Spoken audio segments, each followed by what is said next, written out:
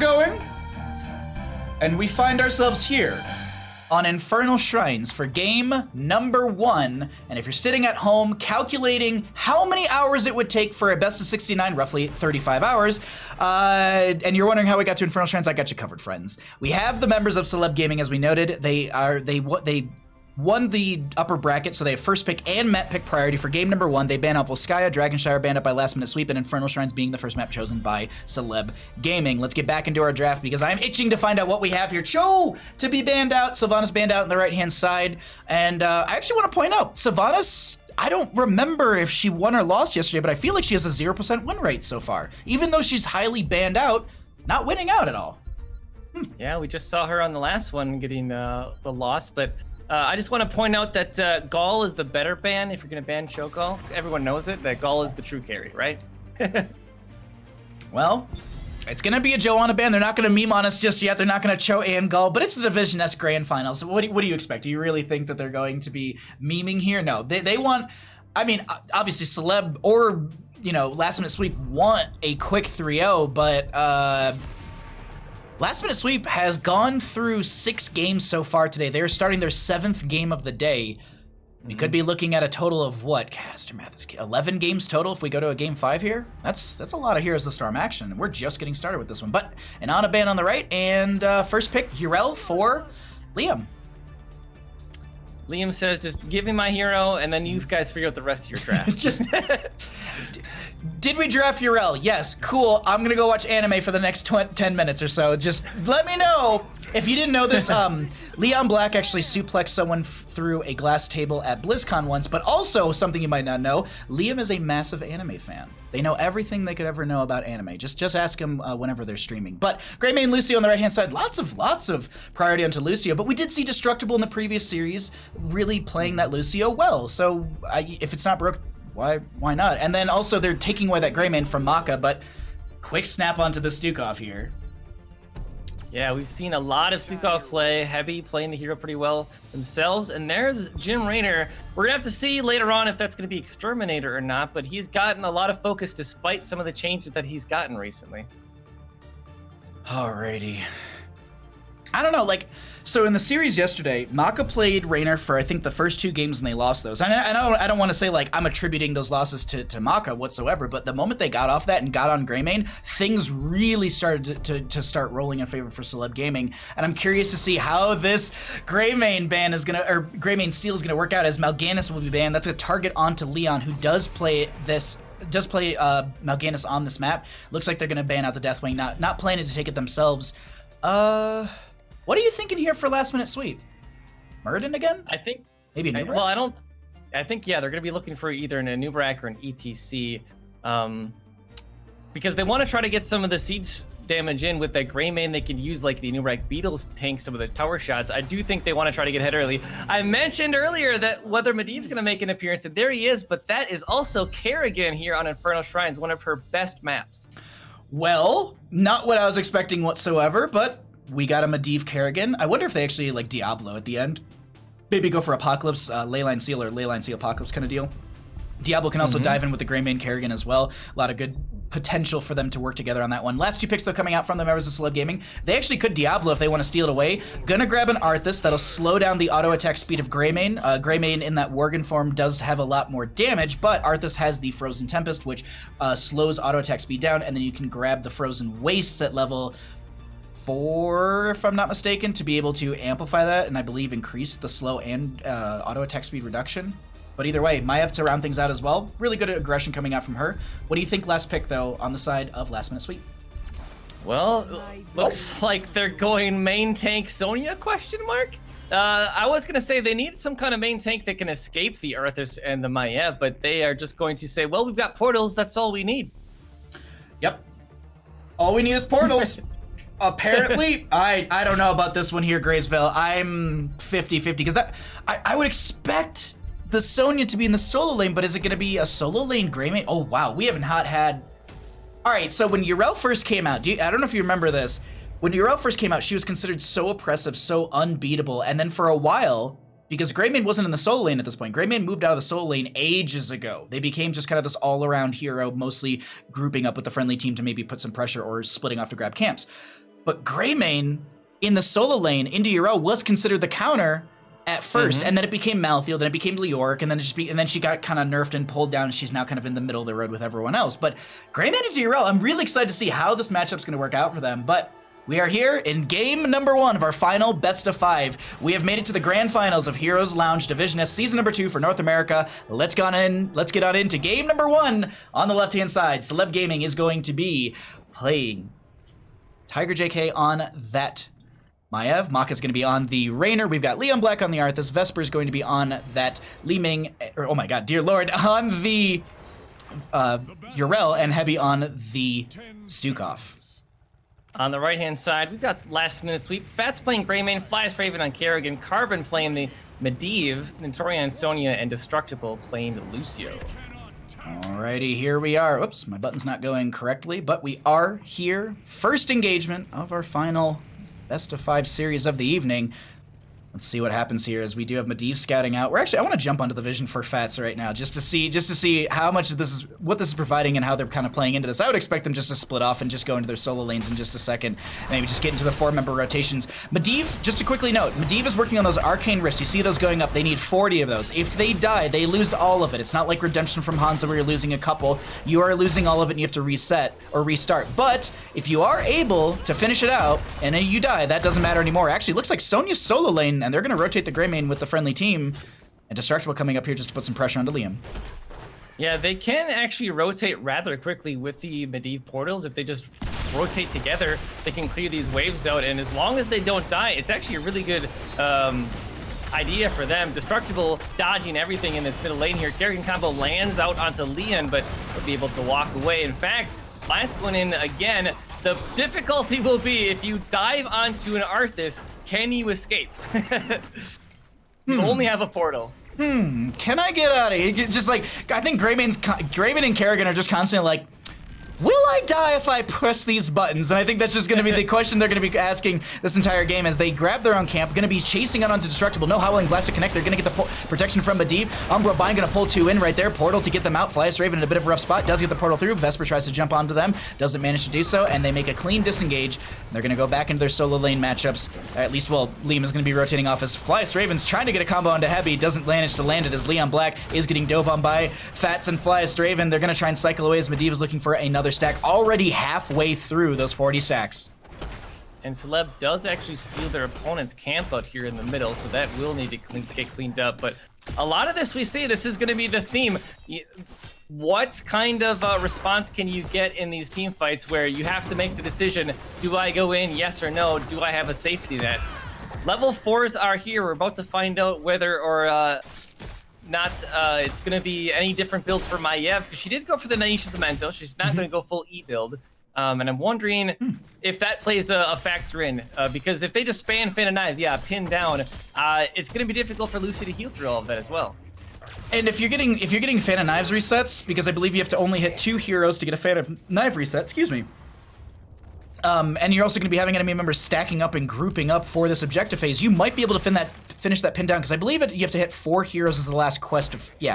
It's you get all rewards if you hit them with that one. So it's difficult. I'll be honest. I rarely see pin down fully finished out, but 5's up on both sides. 6 talent tier right around the corner as we have our first objective phase. Arcane Punisher. We're actually going to pull.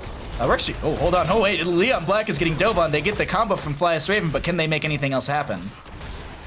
Like Flash can walk away. Tiger looking at Flyest Raven, gets 1 Vault of the Wardens away, and Celeb is currently in very much heavy control of this objective. They did leave Sonya top to continue pushing, so they might be just willing to give up the objective in terms of, rather in trading, taking these towers in the top lane. Nice use of the Righteous Hammer to force the Shaman closer to one of the towers so that they might aggro onto them. Meanwhile, Lucio's looking for a flank into Hebi, who I think actually had a weighted pustule onto them. Either way, this is going to be Skeletal Defenders grabbed in favor for the members of Celeb Gaming. First Punisher will be theirs, Arcane, and it's going to be rotating into bottom lane. They don't have 7 talents here, but they should be able to get it off this wave right here. And there it is. Punisher is going to get baited over here, probably from the Greymane. Yeah, and they'll have Carbon to keep him alive. It's an Arcane Punisher, and these beams do really hurt, so they need to avoid that, because Arthas could take this gate down and then walk forward and lock them down, but the Punisher does end up falling. Last minute sweep defends, and nice job from Arthas to get them out. They're gonna portal in though. Great job from Heavy putting the lurking arm onto that portal. Leon Black, I don't know if he has an escape or not. His Tiger's coming in. Kerrigan goes down, and that's first blood for Celeb Gaming. Yeah, I was actually really smart from them. The Kerrigan was going, Flyest Raven, excuse me, was going for the combo onto Leon Black, and instead of walking away and getting hit by it, instead they walk into Kerrigan and just keep the pressure going and just pressing their advantage with that Arthas and getting the slow from the Frozen Tempest, as well as being able to get the attack speed reduction onto them. Not going to be going in any sort of Frozen Waste, but also to note really quickly, Medivh just finished out Arcane Rift, so that is done. They no longer need to worry about dying, and this is typically where we see teams play a little bit more aggressive, because now they don't have to worry about the Medivh potentially getting killed. Also, someone in chat's noting that every time they see Tiger play Medivh, which actually earlier today they did play, not Medivh, Maiev, wow. They do go into this town, and I do remember Tiger earlier grabbing that level 4, and I was just like, wow, all right, pin down, we'll see what happens. And I believe that was actually the Towers of Doom game that started out today, as bottom lane being defended. Oh, in mid lane we missed the Kerrigan going down, but they do finally put the pepper onto them, and Maka gets that kill. Yeah, nice job grabbing that kill. But one thing to note, structurally, it's still pretty even, despite this push in the middle lane. The Punisher only got the 2 towers bottom, and Sonya was able to get the same amount of value in the top lane. That's kind of what you expect with the first Punisher, but they cannot afford to keep getting picked off, and that is going to be an issue for last minute sweep if they keep dying like that, as now Celeb has level 10, and they are about a half a level lead ahead right now. We are going to be also getting a Frozen Punisher in mid lane fairly soon. That's going to be an upward bind on Lucio. Going to just skate backwards, get away from that one. Lurking arm from Stukov as they are trying to step into this right now. Flyest Raven diving in. Tiger JK a little low, does get back, as they do actually have that sound wave to push them away. But 10's up on both sides. We have some other stats to pop up and show all of you during all this time, because we can see our 10 Talonteers across the top, and nothing really too out of the ordinary. It will be Polybomb for the Medivh, so no Leyline Seal. Arthas is holding. I expect Army of the Dead, but it could be Sindragosa. I mean, give me all the memes in the world, but Cursed Bullet connects onto Leon, and they say, all right, I'm gonna back off right there. I mean, on this map, with Sindragosa, it can get a lot of great value. It's just usually survivability is more important. They get the combo onto Maka. Raynor goes down. Polybomb goes out as well onto Vespertine, and they're going to dive onto Celeb Gaming. Tiger JK is low, but great job from Heavy being able to disengage this team. Did you see the left side of your screen? Pin down was finished out right there. 6 minutes and 46 seconds. They get the 4 hits on it, so they get all rewards from that one. We can double check that after we look at our kills, deaths, and assists. We have our second Punisher. Raynor's back up in just a second. Lucio skating around, doing some, that's just scouting out. I mean, they have a Medivh to scout out, but Lucio's going to be walking around here, as well as Vesper is going to be jumping in. Flyest Raven trying to grab some of these skeletal defenders. We're going to pull away the talents and see how this goes, as Fats is going to dive onto Vesper. Yeah, Tiger is going to have to jump away from Nintori. Vesper is diving back in, though. Flyest is low and on an island. He's going to get a portal out, luckily escaping there. But this is where the survivability becomes an issue. Tiger's going to pull in several members, but Fan of Knife spam is not going to be enough. He's going to bolt the Wardens away. Very fortunate there. We see the Hyperion coming down, zoning the members of Last Minute Sweep off. And do they try to reset this fight with Kerrigan going down? Doesn't look like they can get a counter kill. Kerrigan almost seemingly tunnel visioning onto Tiger JK's low health, and they went for that flank trying to dive in onto them. That bait worked out very well. Vesper's so very low. Do they have an Ardent Defender? They don't pop it here. I'm so surprised. Why aren't they using Ardent Defender? It's off cooldown, Vesper. What do you do? Oh, no, they don't have mana for it, probably. Their mana bar was like a literal sliver of light blue, so that might have been the issue right there. They might have not have enough to pop it. Lurking Arm coming out. That will be second Punisher in favor for the members of Last Minute Sweep, as they have really good Shrine Clear. Let's see what they're able to do with this here. In mid lane, second one of the game, going to be Frozen. With Frozen Punisher, obviously, we mentioned earlier, will lock down some of these structures, but because they didn't have the full team up here, I don't know how much of an advantage they can make of this.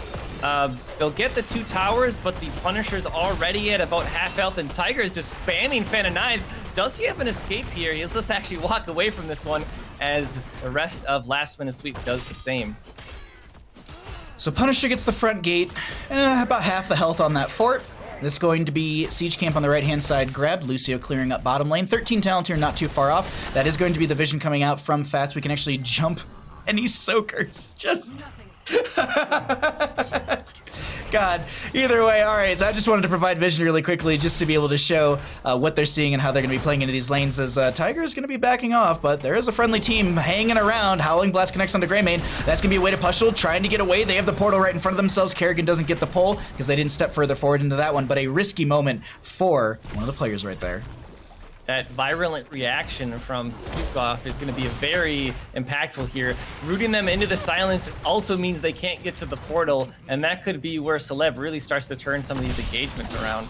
Big shout out to Jayhow with the 110 hosts. Thank you so much, my friend, for bringing all of your friends over here for our grand finals for S Division North America. And also, everyone in chat, say happy birthday to Jayhow. I believe it was yesterday was his birthday, so it doesn't matter if it was yesterday or today. Say hello and say happy birthday, as that's going to be a Warden's Cage coming through. Hyperion on top of all of that. Kerrigan going to be popping the Maelstrom, looking to jump onto Heavy in the backline, not working out. Nentori getting very low, needs to cycle out. A lot of these members are very low here as they get the Curse Bullet onto the opposing side, but they're still chasing in. They get the Medivh kill. Medivh did finish stack, so they don't have to worry about that, but still diving further in here, Graysville.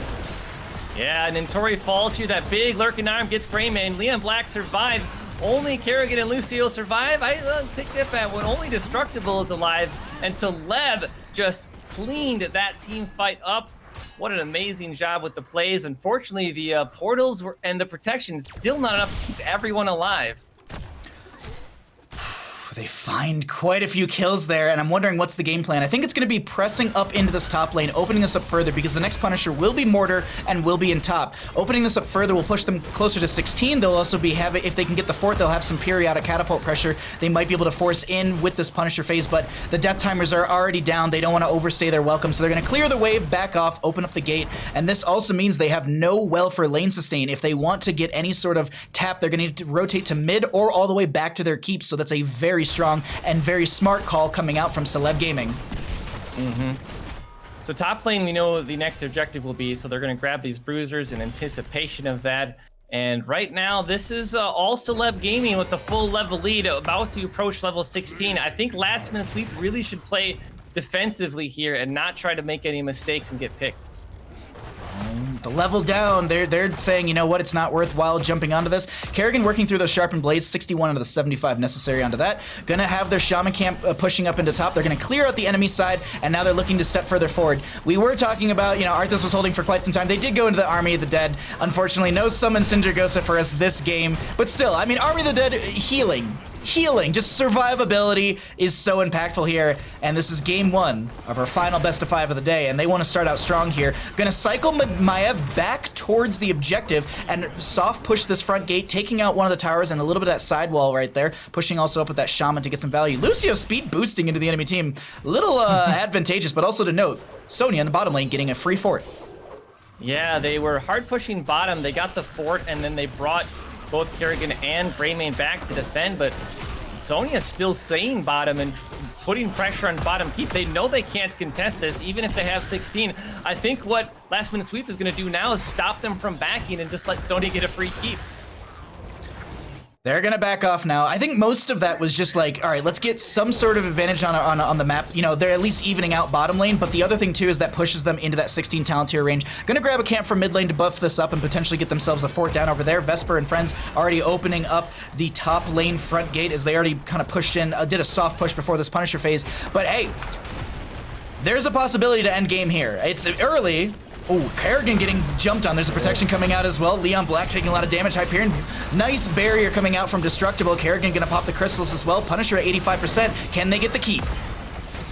Well, they're onto this keep, and the low health bars of Last Minute Sweep are gonna have to back away. Carbon gets the Punisher onto him. There's that big lurking arm. Once again, Carbon's gonna use that Force of Will to keep him alive. Nentori has already used his Wrath of the Berserker. They did bait the Punisher towards the middle, however, which will help in this defense. I don't think Celeb Gaming can push their luck here. No, they're not going to. They said, you know what, we gotta keep, we're good on that. Portal forward, they throw the Howling Blast, it connects onto quite a few people. That's going to be the Warden's Cage coming out from Maiev as well. They find the kill onto Greymane. This is going to be the lurking arm underneath all of this. Flyest Raven goes down. There was a Polybomb, but Tiger JK was able to stay far enough away. And while they were trying to make a play off of that disengage, they end up losing too. And the enemy team could look for core, but they're saying, you know what, we don't have enough damage, we don't have a good wave, and you have too much to protect with that Sonya and Medivh. But Vesper is looking to maybe jump on them. Gubastop, Ardent Defender used, but Carbon gets away with a sliver of health. They find that Howling Blast though, Graysville. Yeah, I still don't like the call from last minute sweep portaling in on the escaping opponents. If they lost any more members, that would have been the end of the game. They just walk away and lose. So they were playing aggressive, and I don't think it was the right opportunity for them to do so. Man, that snap call from Leon Black to be able to throw the Howling Blast right as they come through the portal. That's the big thing, too, is they nailed that just as they came through the portal, locking down everyone, and then the huge lurking arm underneath meant they couldn't get any ability damage out. The Warden's Cage was so well timed, and now that I will say this, though, Medivh with the Polybomb did start to, throw things to the side and slow things down. That wasn't as bad of an engagement as it could have been without that Polybomb, because Yrel was kind of locked off to the side of that engagement. But either way, really well played coming out from the members of Celeb Gaming in game number 1. So now is the time for last minute sweep, though. They are trying to make something happen before their opponents get 20. There's the portal in. They have the Raven's Familiar to slow people down. They're looking at Heavy. The Flyce Raven doesn't get the combo, but there is going to be the big ultimate onto Maka. But the great job with the lurking arm from Heavy and the flailing swipe afterwards will keep everyone alive, except for Raynor, who will still end up falling. And it looks like last minute sweep is making the plays that they need to as we get here late into the game. Yeah, they find the kill. Sonya finds the kill onto Heavy in the top lane, chasing onto that one. So 2 kills for none, and that aggression, that's what they needed. That pulled back the experience, put themselves back towards that even talent tier area. Tiger JK gonna get the Hearth out here. Vesper looking like they're gonna push up the bottom wave a little bit. Maybe Hearth back after that. Flyest Raven and Carbon needing to back out as they do have Fets and friends grabbing the camp for top lane. So really good call there from last minute sweep. That is when they needed to make things happen in the middle lane. They did it. They're caught back up. They're still slightly behind. We know where the next objective is going to be. There it is in the bottom lane. And there's no fort on either side. That's going to be important because no fort in the middle either from Celeb, meaning they don't have any escape when it comes to resetting the team fight. Whereas last minute sweep could technically go middle, use the healing fountains, and re-engage. Yeah, this is a good spot for last minute sweep, and if they can find 20 talent tier, this will be huge for them. But both teams are fairly close to said talent tier, and we'll keep stats up, or excuse me, we'll keep the talents up so you're all able to take a look at that as the Shrine is going to be activating. But as we noted, these teams want 20s before they go in onto this Kerrigan clearing out the bottom lane. Maiev maybe looking just to sit in the shadows as the wave will come by, and both teams need like half to a little bit of a wave right there. And Tori starting things out. Let's see what happens here for our potential. They're looking bottom side here. Tiger JK can hit with a combo. There comes Nintori using that Wrath of the Berserker. Level 20s are here. Bahamut, how is this team fight going to happen? Leon Black is looking to step up. They're looking for a Howling Blast onto 1. Finds it on Lucio. Vesper's going to get the Righteous Hammer onto 1. There's going to be Hyperion coming out. Leon Black very low. The Heavy is going to be very low as well. Warden's Cage came out, but there's a portal into the backline, and that's going to be a Polybomb onto Tiger as well. Hyperion ending, but that's going to be... They don't get the kill onto Medivh. Carbon doesn't go... Well, there's the kill onto Medivh right there as they lose Raynor and... Stukov on top of that. There is a camp still pushing in through top lane. That will be a free fort for the members of last minute sweep, and they also find themselves pushing a Punisher through bottom lane. Honestly, big props to Tiger surviving there in that chase that was on him. He got the correct timing on his trait, the Vault of the Wardens, to escape, and he put a lot of damage. I mean, he's got the pin down. Those Phantom Knives really start to hurt. Last minute sweep. They got knocked out 3-0 into the lower bracket this morning, and this is them saying, we do not want another case like that. We are going to be turning things around in game number 1, and they're starting to take down a keep, and they're looking to approach the core. They're playing to the far side of this keep, which means they want to take the game right afterwards. Punisher jumps over it. Vesper doesn't actually get hit. Righteous Hammer going to be coming out. Maiev is up, as well as the Yrel, but Stukov just came up here as well. Let's see if they're able to defend this on the side of Celeb Gaming. Core is falling. Punisher is at 59%. Greymane will end up falling here, and the core goes down. It looks like last minute sweep is going to start off this series with the win. Congratulations, GG, and well played. An enthralling game number 1 for our final best of 5. And I mean, let's be honest. If it, we gotta have a series on our hands, right? We gotta have a series on our hands. This was so insanely well played from both sides. A really great game 1. 11-6 in kills, 18 minutes in. Woo! Yeah, woof is what I would say. I mean, last minute sweep fell behind in that game, and they made plays when it mattered. And that's what it came down to. They made the plays. And man, that's a really great way to start things off. That sets the tone. I said it earlier. If they can get wins early in this series, that will help them immensely. This is what they needed. This is the window they needed to open, and it's there. There's a possibility for it. Celeb Gaming can bleed. Show talents as well for anyone that is wondering. Oh, do we have a copy pasta in chat? Oh, the copy pasta in chat, ever so perfect. Oh man, really quickly, just so we can give credit where credit's due. Jayhow, thank you once again for the host. If you're not following Jayhow, I don't know who doesn't, so go follow Jayhow. Don't be dumb. A lot of good content over there. A lot of educational content. Really, really, really good. And I think he just turned 21 yesterday. I think Jayhow, so. Yeah, I think he's legal now. He's 21 finally. You can have a beer. All right, we're gonna show stats once more. I'm gonna try and take a peek and see. Oh my God, I don't have a symbol for it, but I'm pumped about this. Everyone knows what that means. Well, most people know what that means. All right, we're gonna pull back to our lovely faces as we have a lobby already ready to go. I need to do a map mechanic thing. So overall, game 1, strong coming out from last minute sweep. What does Celeb Gaming change here? Do they play more aggressive? Do they play more macro? Seems like they kind of had both in the last game, but just weren't able to solidify the end of the game. Yeah, a lot of this came down to, I do think, still Medivh. I think that was a really smart play for last minute sweep picking up. They had a non-traditional team comp, you might say, with the Sonya and the Kerrigan, but being able to keep the team alive was the turning point. Just the fact that they were able to go face and not give up and never surrender, I think was basically the killer for Celeb Gaming. And now I'm gonna be blunt. I'll just tell everyone. We're going to Garden of Terror, everybody, and it's not a map we've actually been able to. I don't know about you yesterday. Did you get to cast a Garden of Terror map? I don't think yesterday. I think I had some games on Friday that were there, though. Okay, because I have not gotten to cast a Garden of Terror game, and I personally love this map. Also, I need to update the team. Oops, that's team name. I need the team score. And, all right, so we all set up here. The players are getting to lobby. Let me just let them know that casters are ready, so that way they can just go whenever and they don't have to wait on us. And you and I can ramble about game number 1. So Infernal Shrines didn't go the way that Celeb Gaming was hoping. They were the ones who did choose that map. So as we get into game number 2 here, as the, actually, excuse me, did they go for first pick or map pick? Sorry, I missed that. Okay. Celeb went for first pick. Celeb did go for first pick, so they're opting for that priority rather than the map priority. Okay, I knew I was writing it correctly, and I was like, wait a minute, let's double check this so we have everything correct.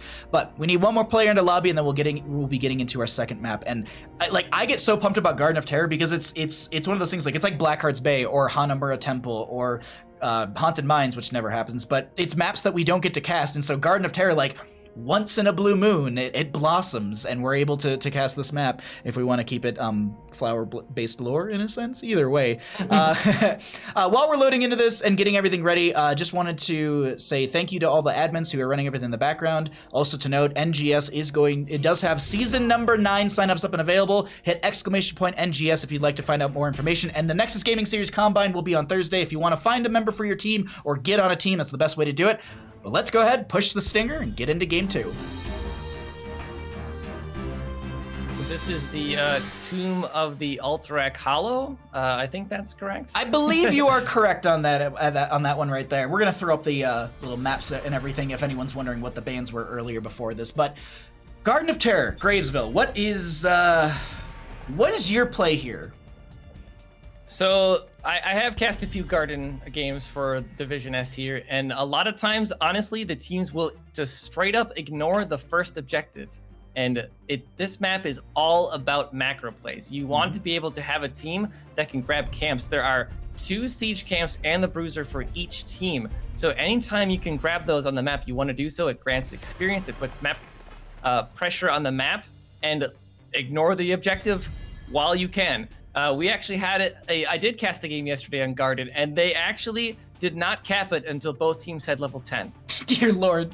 That was like, honest to God, Alterac Pass was a lot like that when it first came out. There was not, like, teams weren't prioritizing the objective. They would brawl till like 10, 11 area and then go for the first one, which, I mean, it's the shortest channel. And if you have 10s, if you get a good wipe, then you're roughly going to be able to get that channel. The enemy team will respawn and be able to defend. But we actually see a ban specifically on Liam right there, that Urel ban. We are going to be having the Sylvanas banned out as well, Abathur and Lost Vikings. Now, really quickly, if anyone doesn't know this, Lost Vikings and Nova are the only two unique heroes in the game where their bribe ability actually gives a 50% cooldown onto the camp that is bribed. Now it's you have to bribe the entire camp. It's not like you can kill one siege giant and bribe the other. You get the full cooldown then. You have to do the entire camp for it to trigger that. But Greymane and Tyrael, zone potential coming out, but also dive and aggression coming out from the members of Last Minute Sweep. Yeah, I like that here. The Greymane, obviously great at taking camps, and Tyrael can really provide a lot of zone control and sanctification if they do want to be able to be aggressive. Heavy's going to pick up Ana, though. That does mean they could be potentially susceptible to dive, because if Ana gets dove upon, she is almost always dead. But I like this focus on the side of Celeb. They're going to go for Johanna, wave clear, important. Jaina, wave clear, important. So I like this this early draft here from Celeb. I'm looking at this right now. So Greymane was picked up on the right-hand side.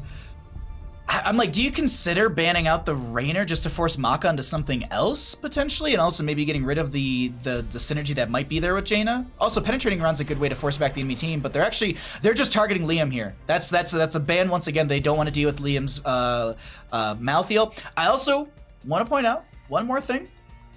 Last Minute Sweep does play a Cho'Gall. I don't think we'll see it here, but we can always dream. Deathwing to be banned out, though.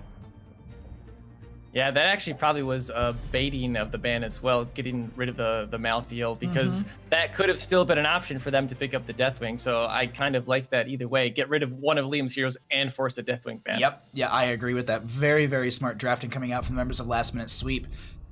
Alrighty, next two picks coming out. They do need a healer on the right-hand side. Something with their aggression right now. Rhaegar could be a choice. I'm leaning a little more into like Deckard Cain. Oh no, they're gonna stick on Lucio. Okay. But Li Ming is going to be grabbed, and honestly, that's a really good pairing. Like Greymane, Tyrael, Li Ming, those are really, really, like Tyrael and Greymane can be oppressive and push in, and Li Ming can chase in and potentially get resets, and Lucio just boostios the entire time, and they're chasing in, and then you have the sound barrier to be like, all right, cool, let's pause this team fight and keep killing you. Yeah, the kill pressure from Last Minute Sweep is real, and Tyrael, the shields that he provides are very impactful against any type of aggression from their opponents. We do see Maka go on the Hanzo, and look at that. We got a Chen. It's like, you can't ban out all of my heroes. I also have pandas. Keg W in chat. Keg W in chat. I want Keg again. That's all I want. That's all I want. I know we've already gotten it today, and I'm happy. I've checked that box, but still, I need as much Wandering Keg play in my life as possible. Last pick coming out, Flyest Raven. What are they going to be going into here? They need a solo lane. No. We don't need a solo lane. We need someone else to grab more camps and continue to put pressure on. Now, the big thing, too, is you were talking about Ana being susceptible to dive. Guess who dives into the backline really effectively with a 10 talent here specifically? Illidan. Do you feel the hatred of 10,000 years? Sometimes. Last night specifically, but this is going to be draft for game number 2. We're going to pull it back to our beautiful faces. Overall impressions, team names aside, just purely looking at map and what the drafts are looking like. What are you feeling here, Graysville? I like Last Minute Sweep's draft here on Garden. I think they drafted for the map, and I think they can definitely execute based on how they've done it before. Whereas Celeb has more of a balanced team composition. I do think that if Celeb gets kills against their opponents, though, it will be a little bit more difficult for Last Minute Sweep to take back control of the map. Vita in chat pointed out something good to me. You don't have to have, like, they didn't say this, they just said Juice Pirates, and I'm thinking, you don't have to have a Lieutenant Morales to Juice Pirates. We might be seeing that kind of happen here. Either way, let's go ahead and get on into our cast. On the left-hand side, Celeb Gaming is going to be down in our Best of 5 series, our grand finals as well. Maka is going to be on that Hanzo. Leon Black is going to be on the Joanna. We have Hebi on the Ana. Hooten as Vespertine is going to be on the Chen. And we have someone's hiding. Tiger JK is going to be on the Jaina. 4, And on the right-hand side, we have Last Minute Sweep. Fats on Greymane Destructible and Lucio Mintori playing the Tyrael Flyest Raven on Illidan, and Carbon playing the Li Ming. I mean, as long as you got a Sanctification and some good rushing of structures and heroes to be able to burn through those structures, you're kind of juice pirating here a little bit. I mean, Illidan and Greymane can siege very well. Tyrael, Sanctification, that's gonna work out. I don't know. I'm excited about this one, but either way, we get into our mid lane matchup to start things out. It looks like there's just a little bit of poke back and forth, and they're just gonna be splitting off into their respective lanes as we do get into Garden of Terror. Overall, Graysville, what's the major game plan for you when you're on Garden of Terror? As I said, it's all about this macro focus, which is why I really like Last Minute Sweep's game plan. With that said, Celeb does have a really good 4-man rotation when it comes to clearing these waves, so I like how they've been playing it here. They just rotate as 4 between the lanes and just clear it out, and that's how they can win, because later on they can also get picks with those rotations, especially with the Jaina behind it. One thing to note as well is the Hanzo went for Redemption at level 1, not going for the Stormbow or the Scatter Arrow talents. Yeah, I was just about to note that as well. That auto attack speed increase, I mean, I'm assuming that we're going to be seeing armor reduction as well, and that's just going to allow them to dive in and potentially really blow them up. I mean, armor reduction, and then you have the burst from Jaina. That might be a bit of a rough go in these team fights. We'll have to see what happens here, as this is going to be an invade coming out into this camp on the left-hand side. They actually had, I think Joanna might have left this. Alduran's might going to be coming in here. Maka and friends just need to leave. I don't think they have an agility to, oh, they do have the agility to get over the wall. Heavy's like, which way do I go? I'm just gonna auto attack a couple more times, and this will be the camp stolen away. Really good invade coming out from the members of Last Minute Sweep in game number 2 on Garden of Terror. But look, I was looking at Tiger JK. No, they're just invading onto the camp, or at least attempting to. Yeah, but this map pressure is what we're talking about. If they would have been able to get that, that would have been even more devastating for Celeb Gaming, because slowly but surely, these camp pressure is going to start adding up, and we see the objective spawning, and this is one that Last Minute Sweep can probably ignore and just push structures. If you've got Greymane and Illidan in a lane ignored for like 15 seconds, buildings go down. But that's the kill pressure I was talking about before that Celeb Gaming has as they get first blood onto Illidan. And Tori in a bit of an awkward spot. They don't have the Elduran's Might. They're just trying to speed boost past them. Chen gonna kick out. Do they have it? Oh, the Sleep Dart is gonna hit from Heavy. Maka gets the snipe, and that is going to be another kill for them as the objective phase is up, and it looks like, Tiger JK getting bursted by Carbon, but this should be objective phase over to the side of Celeb Gaming. Yeah, they can maybe poke this out a little bit. Destructible playing with fire there, and Carbon with a nice orb over the wall, but Tiger gets the objective here, and Celeb Gaming are going to go back to the game plan now of rotating between these lanes and clearing them on out. I keep watching Minimap to see who's getting collapsed on. I'm just going to however many like tokens are on top of each other right now, because I was looking at Illidan, I was like, oh, are you about to get picked off? And I'm like, it's Illidan. He's just gonna dive and throw himself away, and he's absolutely fine. But more camps to be grabbed, more pressure on the map, as this is just everyone roaming, looking to invade, and maybe even Fat's actually going to be jumping onto the camp over here, mocking a bit of an awkward spot. Heavy throws out a Biotic Grenade, which will be getting the the healing reduction onto them. But once again, the invades onto these camps are just so aggressive that they just literally have to leave them every single time on the side of Celeb Gaming. And we're actually seeing, I just want to jump over the experience, 1,748 experience from Mercenaries alone on the side of Last Minute Sweep. That is a lot of experience, and that's giving them a slight advantage in this game number 2 on Garden of Terror. Yeah, absolutely, and it only gets better with time. In fact, Destructible is here, needs to be careful. Vespertine's gotta jump over. No, the shield from Nintori keeps him alive. If they had that auto attack speed finished out from level 1, that redemption, that would have been a kill onto them as well. This is a full hybrid build. I rarely see this. I was expecting there to be armor reduction, but they're looking to brawl out in this top lane.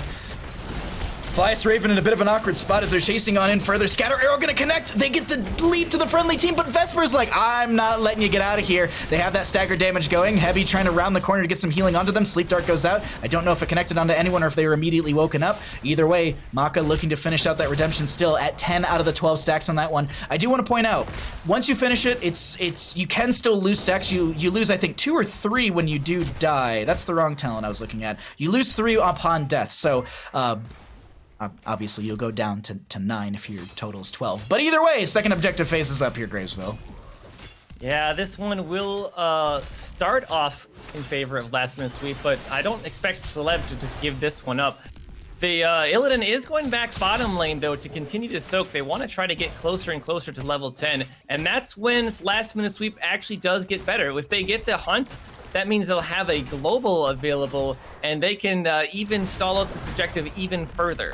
And they can also, the big thing also is trying to dive onto Heavy consistently. If they can get onto Heavy, that'll be a big turning point for them. Look at Carbon, look at these angles. Vesper is just trying to tank the damage as they're just doing their best. They actually throw a body grenade onto themselves. Vesper kicks over the wall. They're trying to force them back as Destructible is not going to get hit with the scatter arrow, but that's another objective in favor for the members of Celeb Gaming. Meanwhile, Flystraven saying, I'm taking down your lane sustain. I'm going to make this a lot more difficult for you to be able to just bounce around the map and potentially grab camps.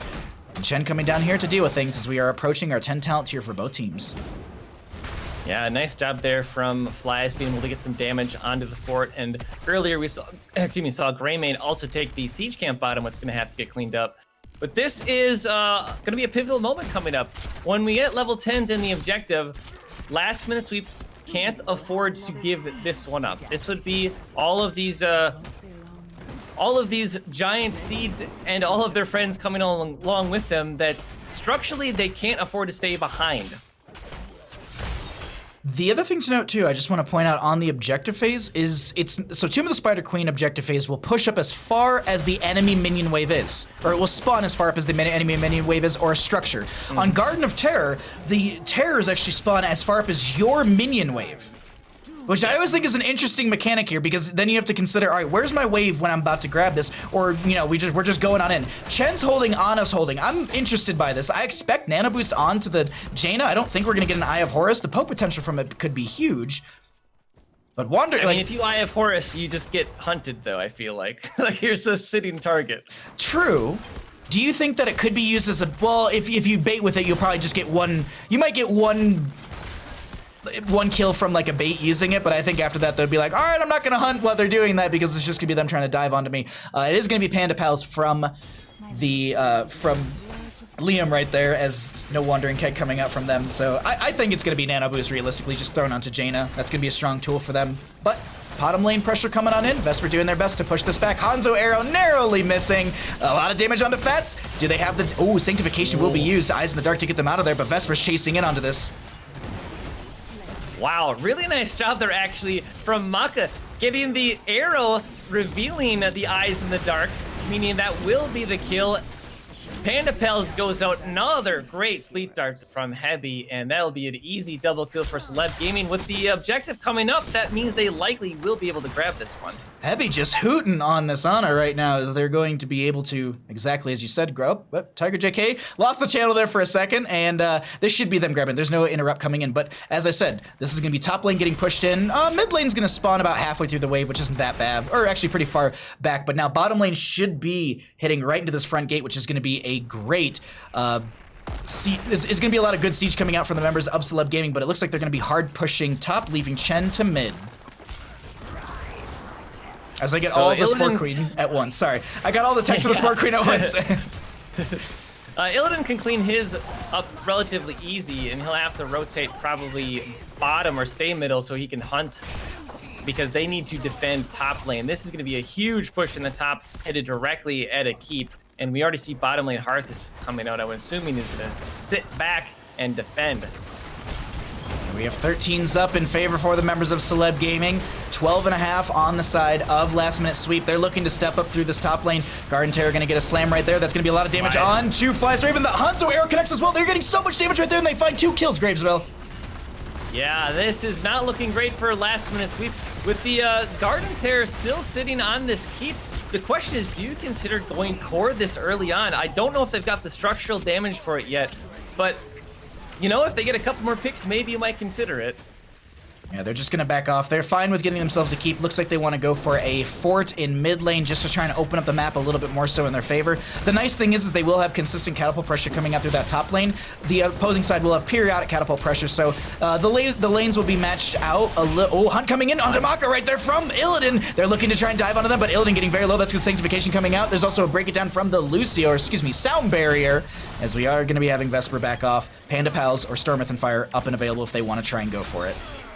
Yeah, I don't know how I feel about both Sound Barrier and the Sanctification getting used. I think they should probably call that ahead of time, who gets what priority, because that was a bit of an overlap that could have been used a bit better. Yeah, and I think that's why we're also seeing a hard disengage. I want to point out that there's the Unending Hatred from Illidan, 19 out of the 20 stacks on that. I believe it's an uncapped quest, so they will be able to keep building that auto attack damage. What's Illidan currently hitting for? I'm just out of curiosity. 150, as it does round up if there's a decimal like that. But, ooh. Bless's shield actually was ripped by Leon. Destructible's the target. Biotic Grenade goes out. There's a huge arrow from Hanzo. Blizzard gets the burst, but actually Hanzo finds it in the end. Nano Boost goes out into Tiger JK as they find a kill onto Nintori, who actually they get the agility over. I want to point out too, they did change Tyrael recently. I believe it was actually, was it last month's patch? Yeah, it was last month's patch where the trait, when you explode, you actually get, I believe, 10% off of your death timer when you hit an enemy hero with your explosion, or, you know, the trait from Tyrael. So that's why you're seeing them, maybe, you might see that timer a little bit lower, just kind of jump in numbers randomly. But either way, Illidan trying to steal camps on top, and this is going to be mid lane keep potentially going down. Yeah, we call those calculated feeds is what those are. Ah, yes, calculated. Tactical 16 feeding. is here. Yeah, exactly. Illidan is getting a lot of pressure in the top lane, though, while this has been going on. That will be something that Celeb is going to have to respond to. This could be an objective, again, that Last Minute Sweep can ignore. Destructible needs to be careful, though, here. He got caught out in that engagement middle, playing very aggressively, and we saw him just get blown up, and that is something that Celeb has in their toolkit. See, they're gonna. I'm waiting to see. Are they going for camp? I think they can see Destructible over there on the right-hand side. I'm gonna jump over to the vision for Hanzo, or just one of the members on the blue team, just to see what they're seeing. So they can see that they are on that camp. Sleep Dart gonna be going out right there. But it's 1-1 in our seeds. Lane's being cleared. They grab another camp for bottom lane.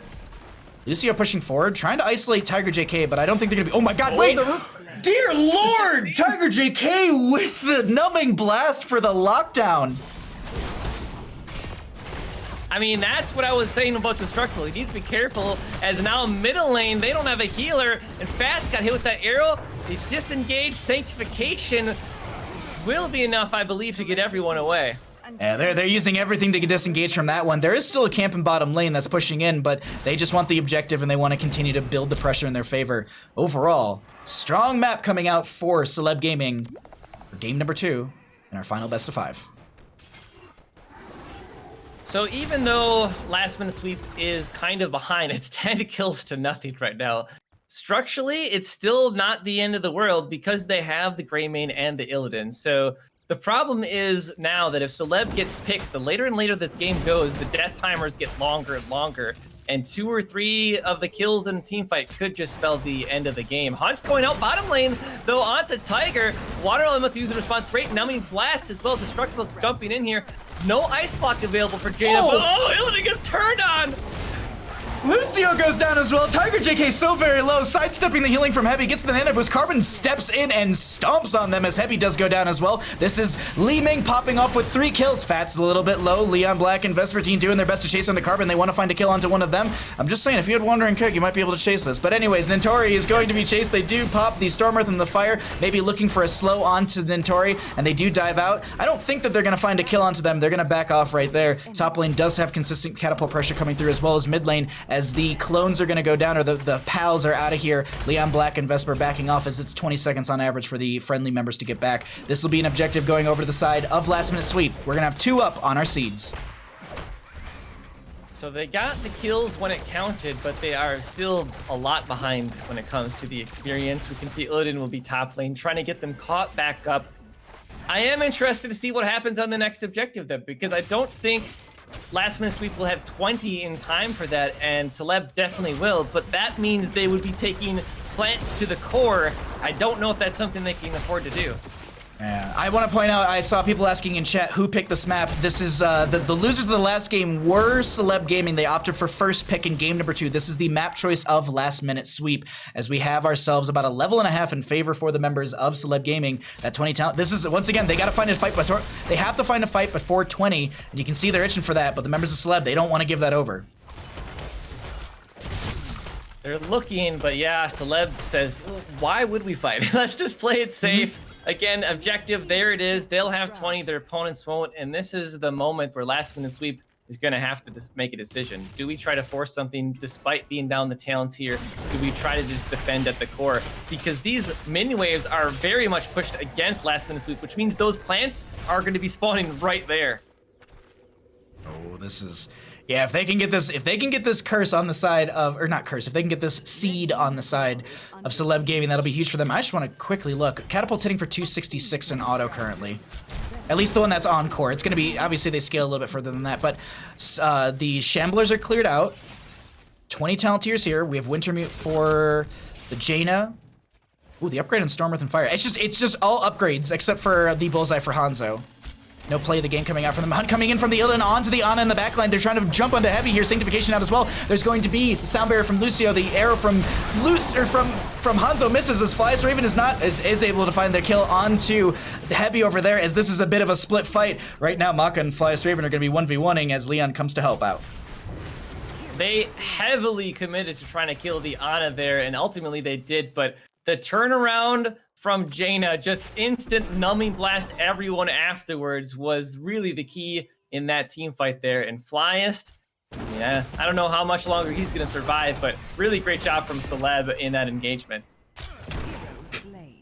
I was an Illidan until I took an arrow to the knee. We are going to be having mid lane going through here as Carbon's actually going to be, oh, they're chasing in. Wave of Force to force them back. They don't have that 20 talent tier repulsion. But as we were talking about, Garden Terror spawns up as far as your minion wave. They're looking to walk through mid and take game number 2 and put themselves on the board here in our best of 5.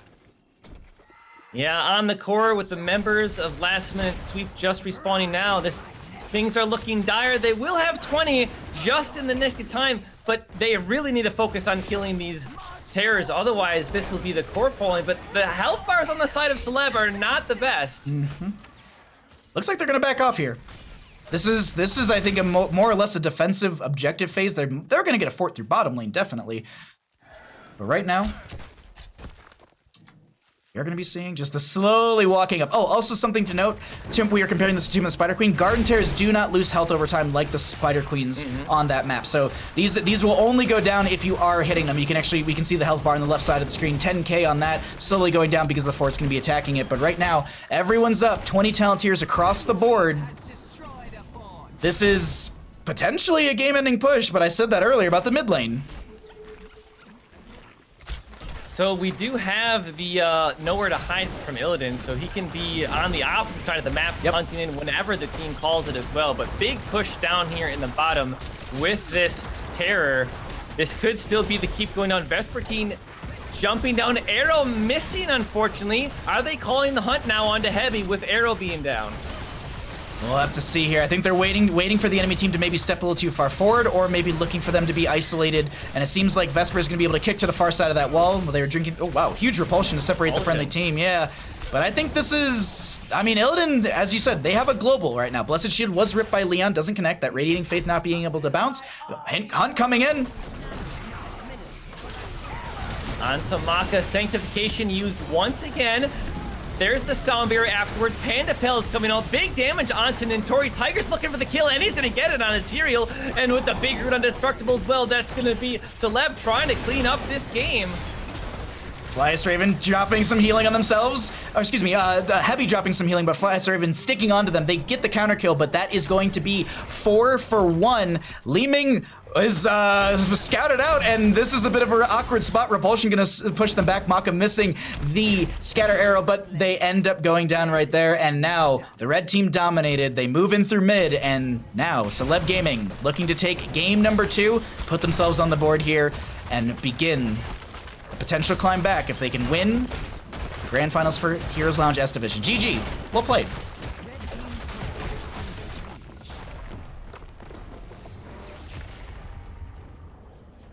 Oof. Graysville. Yeah. I wasn't sure about that game. I honestly didn't know who was going to take it. That was close. That was close. I do feel like Last Minute Sweep maybe fell behind too early in the game, but they had the tools available to bring it back. The problem was, honestly, Jaina, Tiger played amazingly that game. That level 16 talent, just everyone getting rooted, you have to wait it out. Tiger was very patient. He was waiting for Sanctification to be done, and then Blizzard dead is what happened. Yeah, we actually saw when Lucio was trying to heckle Tiger JK in that bottom lane, that Numbing Blast. I always flip Numbing Blast in Northern Exposure. I had to check it. Numbing Blast to root him for that 1 second, and they were just like, cool, I got the burst. You're Lucio. I don't think you have sound barrier. Goodbye. Yeah, I'll be honest, like, this was a really, really fun game number 2. And it looks like Celeb Gaming, they're like, all right, you know what? Game 1 was a little bit of a trip, but we're here, and we're ready to put pressure on you. Overall, I'm excited for our next game. Yeah, this has already been a fun series. The first game was amazing. This one as well. You got to cast Garden of Terror. Obviously, that's got to be exciting. There you go. Yeah, no, I'm happy about a Garden of Terror game always, because it's a map that we don't get to see often. It's a little bit of a wild ride, and why not? I mean, why not throw a little bit of diversity into our grand finals here? That's right. Alrighty. All right, so we can pull it back to our lovely faces as we're just waiting to get our next map. I can also update all the team scores and everything. We got a series on our hands, Graceville. It could legit be anybody's. I mean, there's a prize pool. People could win money here. Mm-hmm. That was these teams are guaranteed to get money, right? Oh, these teams are definitely. How is Let me see. Can I Google this really quickly? Do you know the breakdown for what's being paid out for what? I think it's 50, 30, 20. You think? Okay. Oh, that's crowdfunding EU. Oops. They're already done. Someone was already crowned a champion over there. I did not check today. And we have a lobby up and available. Actually, I'm not showing all that stuff in the background, as I'm just curious to see if they list this on their website. Doesn't seem to say. I was trying to see if I can quickly find it. But either way, teams are going to get paid something. And we already have our next map set up and ready to go. So I'm excited for this map, but I just want to talk about what this series means as well in terms of drafting and strategy, because the map pick of Garden, I feel like was smart from Last Minute Sweep, maybe throw your opponents off, and they drafted towards it, but Celeb responded really well. They still had the more standard comp and were able to get the picks, and that makes me feel a little bit hesitant on how the rest of the series goes, because Celeb have a really good communication when it comes to calling targets and actually getting a kill, and I think if that continues, Last Minute Sweep need to find a way to make plays. Oh yes, and I think they definitely have the opportunities for that. For anyone that is wondering, we are in our final best of 5. We are in the grand finals for Heroes Lounge Division S, and we are getting into game number 3. It's 1 up on both sides, and as I said, it's a best of 5.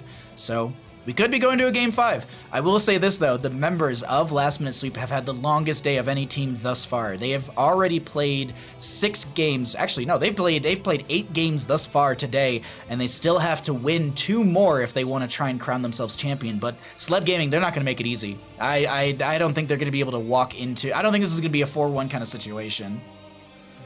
No, I don't think so. And I do think maybe what Last Minute Sweep could consider doing is going back to the tried and true Zeratul picks, and maybe Celeb knows that and will look at banning it again. But I really liked how they had played that Towers game against the Hammer and the Chromie, where they just went Abathur and Zeratul, because they have a lot of playmakers on their team, and they were able to make the plays, and I think they should try to lean on that again. That's not how you spell grand. I'm going to listen to Twitch chat. They want grand finals in the title, so we're adding it to the title. Either way, alrighty. So, the one thing I wanted to point out, because you mentioned the Zeratul, and I want to talk about that a little bit. Zeratul hasn't been banned out, but it hasn't been picked, and I'm wondering if it's because the members of Celeb Gaming just don't fear it, and they're just like, we can counter this, it doesn't matter to us. Or if it's one of those things that Last Minute Sweep feels like they can't play that into Celeb Gaming. There's something weird about it, because I've been surprised that there's been no priority to Zeratul. Maybe none of these maps and these teams' opinions have been good for Zeratul, but we'll have to see here. But we are going to another map that potentially could be a Cho'Gall, and I love Cho'Gall games. We got a Chen Wander and Keg. Why not get a Cho'Gall today? We've had Deathwing, We haven't had any Gazlowe, which is a little disappointing. I mean, why not? Why not just give someone the clamps? That's right. Yeah, I mean, if you're on a map like Garden and you're all worried about the macro, well, why not the the clamps? Always give people the clamps whenever you can. But we're just getting I think it might be a quick bathroom break from one of these players. Either way, game number 3 here in just a second, and it's not ending in a 3-0. So at least there's that. You know what? At least today wasn't full of 3-0s, because our first game 3-0, second game 3-0, and here I was like, oh, please give us a good series. Like, these have been all really good series, but give us an actual, like couple extra games here and there. They're asking if the casters are ready, and let's give them an R and a spooky worm, and we are ready to go into game number 3. Let's go ahead and push. Oh, wait. It did go through. Alrighty. Gravesville, we find ourselves on Towers of Doom, but I'm sure there's some people wondering at home how we might have gotten here. So let me update them on that information real quick. The home team this evening is going to be Celeb Gaming with the advantage. Game number 1. They banned out Volskaya and Dragonshire. Game number 1 was chosen by them, and also they got first pick for said game 1 as being the upper bracket winners. They picked Infernal Shrines, and they lost that. Game number 2, they opted for first pick, giving map pick priority over to the side of Last Minute Sweep, who opted to take us to Garden of Terror. That was won by the members of Celeb Gaming, so now, as the losers, Last Minute Sweep opted for first pick, and Celeb Gaming has chosen to take us to Towers of Doom. Graysville, thoughts on bans and first picks? I think you want to continue putting focus perhaps on the Sylvanas. I think this is still another one of her strong maps, but they're going to go towards continuing down the Liam ban route. But I would almost kind of do the same on the side of Celeb. Yeah, banning out something that was played in the past, which is that Abathur and Zeratul. I think Abathur is just kind of strong overall in this map, so I like it. But Deathwing has made an appearance, I believe, on every... on every Towers of Doom matchup, so I don't know if that's going to be a focus for either of his teams. That's a good point, actually. They do have first pick on the side of Celeb Gaming. They have been... No, sorry, they have the first pick on the side of Last Minute Sweep. My apologies on that one.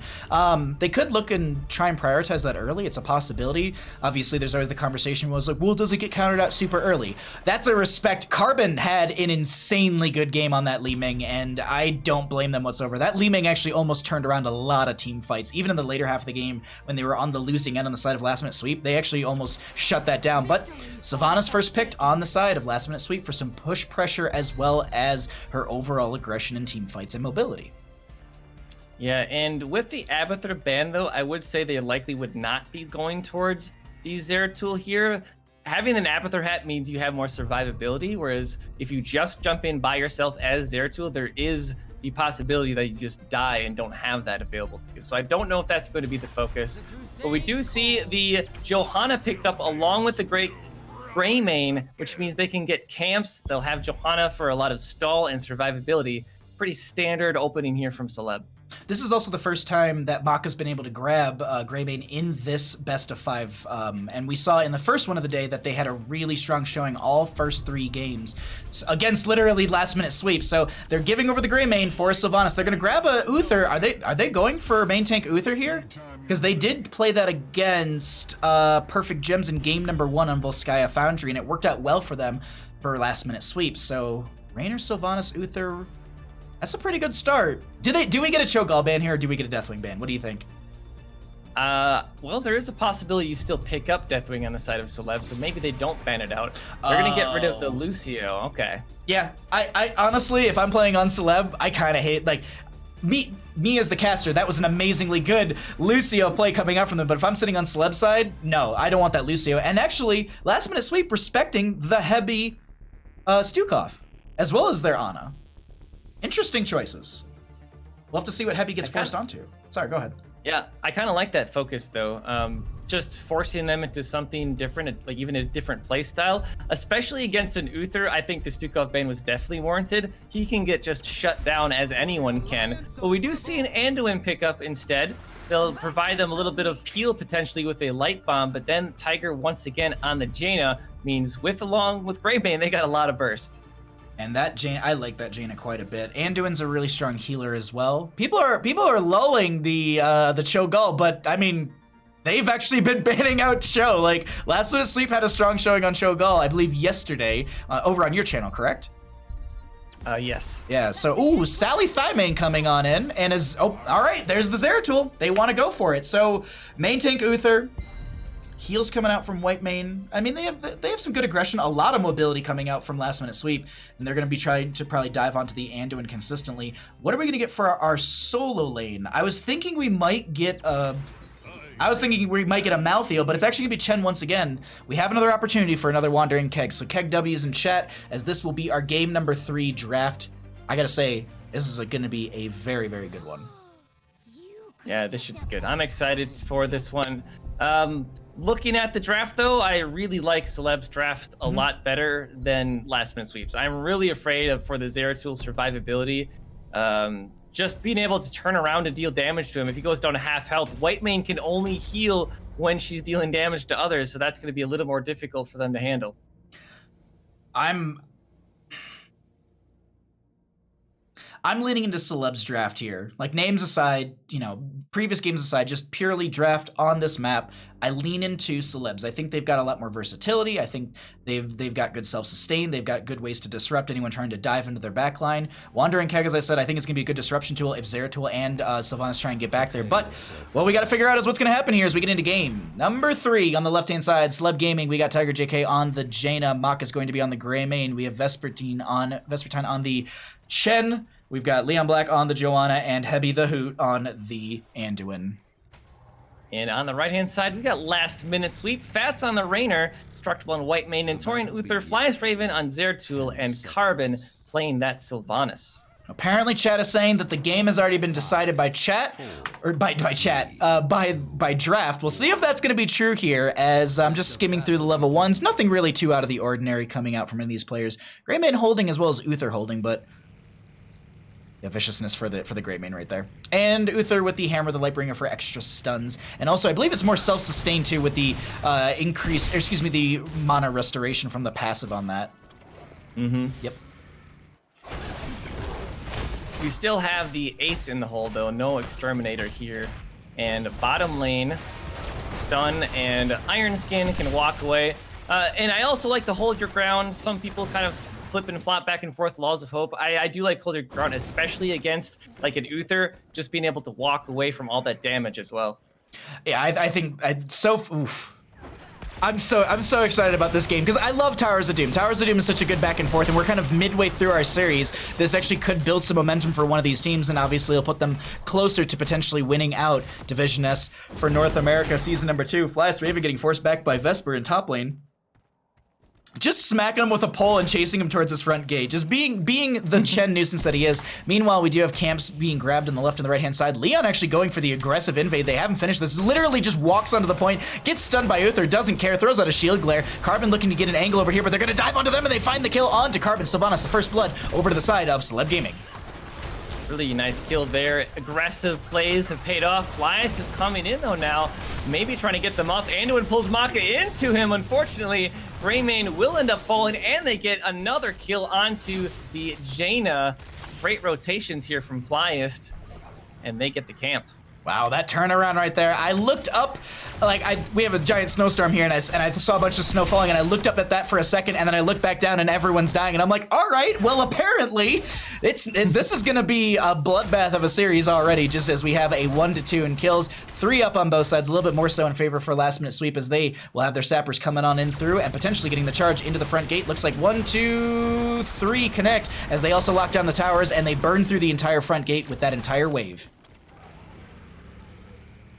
So level 4s are here for the teams. Objective should be announced here about 10 seconds. And we'll have to keep an eye on the top lane. Every time that Flyest comes in aggressively against Chen, I believe Chen wins most of those trades. And those are the situations where I keep saying this is where Abathur is stronger here. And without an Abathur, I don't know how he can continue putting pressure on the Chen. We'll have to see how that plays into the later half of the game. We have a triple altar phase all the way in the bottom, and then the 2 on the top right and left. See how these are going to be traded out. Is it just going to be... Oh, it looks like we're actually going to be maybe having an invade over here. A little bit of a brawl in mid lane. They are trying to get as many regeneration globes for the Jaina as possible. Tiger JK currently sitting on 5 out of the 20 necessary. Vesper sitting over here in the bush. I want to see if we can... Oops. Thought I had the vision set up already. Just to be able to show... I don't think they've shown to Flyest Raven. They are going to show right there, kicking on in, looking for the invade. It looks like Destructible is going to be able to get that channel, but the Uther does end up going down. Maka looking to step forward onto Carbon. Doesn't find a kill onto them, but still, kill onto Uther is pretty big, as this is still Vesper in top lane. They haven't actually rotated up here, and Fats is putting a lot of pepper onto them. Flyest Raven, nah, just they're going to go for the channel.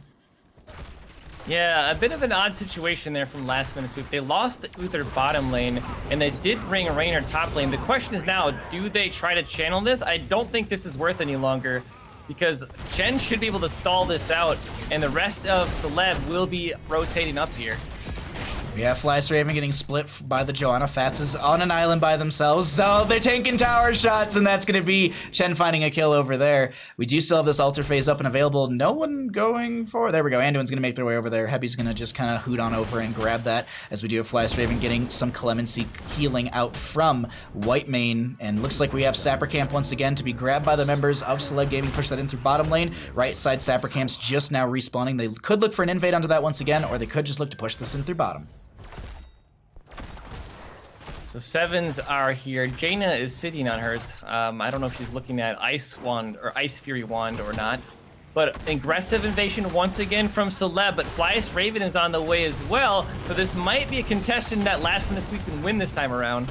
Zeratul being forced away, Nentori trying to play into the backline. There's going to be Johanna stepping in as well. Ironskin proc by them. A lot of damage onto this Uther, who does end up going down. Zeratul trying to find a flank into the enemy team. Huge cleave onto them, ends up blinking away. This is still the fight over this camp, as that will be Leon Black on the point. Flyest Raven looking to dive in here, as this is a way split fight, as they're actually chasing on a Destructible. Fats was able to help them out. This is Carbon just getting away as well. Fats throws a bit of a penetrating round. Leon Black looking to slow Carbon's rotation, actually catching them. Oh, the Banshees weren't triggered, and now they have Carbon on the far side of this, as the boss is going to be up and available here. Can they find a kill, or a Maka get picked off? Nope.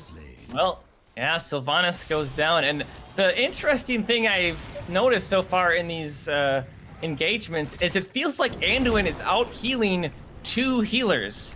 Like, the amount of damage that they're putting onto last minute sweep is just so fast that it almost feels like Uther and Whitemane can't keep up. Between Uther and Whitemane, we've got roughly 6k, maybe 17 or 18,000 in healing. Anduin themselves, 15k. So, yeah, they're actually dealing about the same, but the big thing is Uther's only got about 6k, and Whitemane's got double that, roughly, almost near 13. Actually, no, it's just about 12.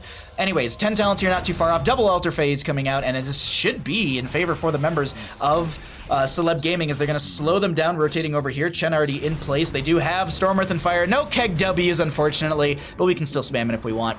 Anyways, channel comes through, and this is going to be 4 shots raining out, and they're looking for 4 more in favor for Celeb Gaming. Maybe so even a kill. There is the channel. Oh, they get the interrupt onto the... Yeah, that's Whitemane going down, though. Unfortunately, yeah, they tried to get the interrupt, but they were so split there, and without level 10, I don't know why they should have even tried to contest that. I think it might have been one of those things where it's just like, I'll just poke at it, don't worry, and then like the shot caller's like, please don't, and they're like, no, it's okay, I can. Oh, I'm dead. That's me. That's me on your team. That's me. That's why people don't draft me to play Heroes. No. Baiting cooldowns. I'm dead, but I baited all the cooldowns. Yeah. I got their heroics. You just gave free experience, but I got their heroics. All right, so it's 32 to 28. Next objective phase will be a double one, and they're looking to open up bottom lane further on the side of Celeb Gaming. Level 10s are here. Divine Storm, by the way, so that means they are not worried about the damage incoming. They want to try to turn things around in these team fights, which probably is where last minute sweep should go. I think they do want to try to be the aggressors here rather than passively walking backwards all the time. But speaking of aggression, Destructible rotating very aggressively through the middle lane and having to use the ultimate just to escape here. You gotta play safe against the aggression that Celeb has on their team, though. It's not. They don't have to worry about a wandering keg and getting split from that, but they just have to worry about 3 pandas jumping on top of their heads. Meanwhile, Vision comes through. Vesper jumps in here. That's Hyperion coming out as well. Light Bomb. Oh, a VP to slow things down. Divine Storm actually not really getting any value right there, as the VP was a little anti-synergistic. Wailing Arrow I think did come out. Don't know if it got value. The camp was picked up in favor for the members of Celeb Gaming, and they're gonna pop the Storm with Fire and dive in further here, Graysville. Yeah, they got the kill onto Zeratul already. Go for the throat, going out, not securing the kill onto Carbon. Will escape at the bottom. Tiger needs to be very careful. He'll end up surviving, but heavy hoot all the way, because look at all these heals coming through. Again, everyone's surviving. 22,000 from them. 23 if we're rounding up right now. But either way, Jaina finishes out the Fingers of Frost from level 1, so she's got that 10% increase on that frostbite damage. They feed in, I think 3 sappers did go in right there. Chen with the channel over here in the top area. We have Jaina for the channel down there. Nintori looking for a stall onto that. Actually, Thats does get the penetrating round. Doesn't connect, but still, they get the stall right there. Chen coming actually into mid lane looking for 13 talent here, and I think they're gonna give this over. Oh no, Leon Black has the stall. There's the irons getting used. Destructible has the channel through. So it is only 4 shots. It's still going to be 28 against 24. And Celeb find themselves up a level for now. But don't count out last minute sweep. They have a lot of comeback potential, especially on Towers of Doom. If Flyers can get picks in the backline, for example, against that Anduin, that would really turn things around. Alrighty, Uther they're all backing off right now as they want to try and push in through this bottom lane. They're going to open this up. Maka sieges in very well. Leon Blanc able to anchor as well as Vesper on top of that. Going to clear this out. Sappers are going to be up in the next minute on the, second on the left-hand side, but it's going to be about 50 seconds still over here on the right. Zeratul grabbing a camp for top lane.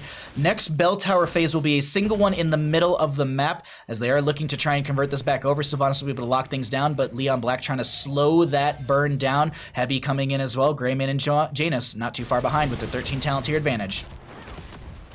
Yeah, they've got the advantage. The Sappers behind them. We did see Flyest in the top take the Sappers in the top, but I don't know. This is not looking great for last minute sweep because they also have Chen against them in the middle. So with the gate down later on, that could be another condition of taking more buildings down. Oddly enough, a lot of times on this map, it's actually better just to leave the fort at like a quarter of the health and not cap it until necessary. Yeah. Sappers are going to lock down for a second. Cleanse comes out. There's going to be the Divine Star, the Scarlet Aegis coming out from the white main right there. She should have Giggle Beam there. It's going to be coming out onto Maka. I was waiting to see when they were going to start giggling onto them. But either way, they clear out the wave, but they hold the fort in their favor. And this should be channel in favor. I don't know. This is the thing that I was talking about in some of the previous games. Your rotation into this objective phase is very telegraphed. You're either coming through the Sapper camp or you're coming through the middle of the map. Vesper's already set up. Leon Black and friends are on the right-hand side grabbing the camp, but also we're making sure. Look at Leon just chasing people away. This is exactly the way that you need to be playing Towers of Doom for the bottom lane. As this is Chastise coming out just to zone back to anyone, but they're going to try and walk these in, Graves. Yeah, and Liam also was doing a great job there because he was zoning out Flyest on the top side. And that's what I was saying. Because they don't have Flyest putting pressure on the back line, Celeb can easily get away in these engagements because there's no counter engage. Like, yes, they have damage with Sylvanas and Raynor, but if the back line's safe, then Anduin just heals through it all. Just wanted to check that little engagement in mid lane as I did see Zeratul diving in, but they continue to push out through bottom. Sappers, once again, to be cleared out, but here's the thing. They're still getting good experience. Chen is double soaking and seems to be working out thus far for the members of Celeb Gaming in our game number 3 on Towers of Doom in our final best of 5. Actually, mid lane, hold on. Chen in a bit of an awkward spot. Does have Storm Earth and Fire, but they're just out of there. They're out of there right there. I believe it's, did they use Elusive Brawler, I believe? Yeah, 30. I saw that little bit of the little like wind streaks going by them, and I was like, all right, they're out of here. It's a 25 second cooldown, so not that bad. They'll have that ready probably for the next team fight. But triple altar phase coming up next. Ooh, Graves. Wow. I mean, Anduin God? Is that what I'm seeing right here? I mean, Heavy has been playing out of their minds on this map so far. I mean, earlier they had the pull into the Void Prison to escape, and right there, the Divine Storm safety. And then Tiger just turns around, laying down the Blizzard, and people have to walk away. Looks like Leon's going to be soaking up a little bit of mid lane. 16 talent tiers here. They burst down that camp on the left-hand side. Chen going to grab the left. Friendly team going to grab the bottom. And this is just going to be the members of Last Minute Sweep going ahead and saying, you know what? We're just going to take one. We'll get 3 shots out, but they're going to be eating 10 core damage down to 9 health. Whoo! And also, Tilted Sister, they were on stream earlier. Don't you worry. Just watch the VOD. Maka gonna be getting hit with the Giggle Beam right there, and they're gonna be able to roll away. Hyperion coming out, but I think this is more or less for them to be able to step up and try and take this fort in bottom lane. Yeah, they're trying to defend because they've got the sappers right behind it, so they'll use the Sylvanas trait to actually lock them down and make sure they can't go any further, as well as Haunting Wave into it. But already the rotation out from Celeb Gaming, they're actually going to probably set up a little bush party on the rotation to see if anyone makes any poor decisions rotating aggressively. Oh, they're actually they're gonna step right in there. They're like, all right, let's just fight you on your side of the map. They are gonna be backing off and grabbing this camp, and I think they should be able to burn this down before they invade onto this. So 16's up on both sides. Whitemane tries to poke it a little bit. Zeratul getting the clear onto this immediately. Is it double or single? It's a single altar phase coming up next in the bottom lane. And we'll go ahead, you know what, we haven't had a chance to look at the stats in a little bit. If you might have just joined in and might have not caught them early, we can cycle through the damage experience and healing that's coming out from all of these players, as we will be having another bell tower phase fairly soon. Is your map... well, I guess is your UI a little bugged where it just constantly says your cannons are firing? Because that's in the bottom right of, or the just above my minimap constantly here. No, I don't see that, but that's amazing. the cannons are always firing, always on this map. But single altar phase, 16's up, even Talontiers. Let's see if they're going to be able to start turning things around on the side of Last Minute Sweep, or if Celeb Gaming will grant 4 more shots into their core, taking them down to 5 core health. Yes, this is a tense situation for Last Minute Sweep. They will have Hyperion up, otherwise a lot of focus is going to be on Nintori on Uther, that front line. Can they get a Divine Storm onto someone? Honestly, the one thing you want to try to do is bait out the pull from Anduin, so that way they can use it later on. So there we are. Everyone is split right now, and Bahamut, here comes the Panda Pals. Storm Earth and Fire to drop in the backline. Meanwhile, in the backline, on the opposing side, they find Desert to a kill. Greymane dives in with the go for the throat, looking to try and find a kill right there. Nintori gonna pop the Divine Storm, as there's also going to be a Wailing Arrow from Carbon. I don't think it really locked down anyone, and this is enough to share from Chen, being able to get some shielding to the friendly side, also drinking and getting themselves some brew. The Withering Fire going to be reducing the spell power of the enemy team, as Carbon's so very low. They're getting so slowed right there, as that will be Raynor going down. They chase in further, trying to get to their friendly side of the fort, but the members of Celeb Gaming do not care. They're chasing in further. Kicks from Chen coming out. This is Destructible getting destroyed. Giggle Beam saving them?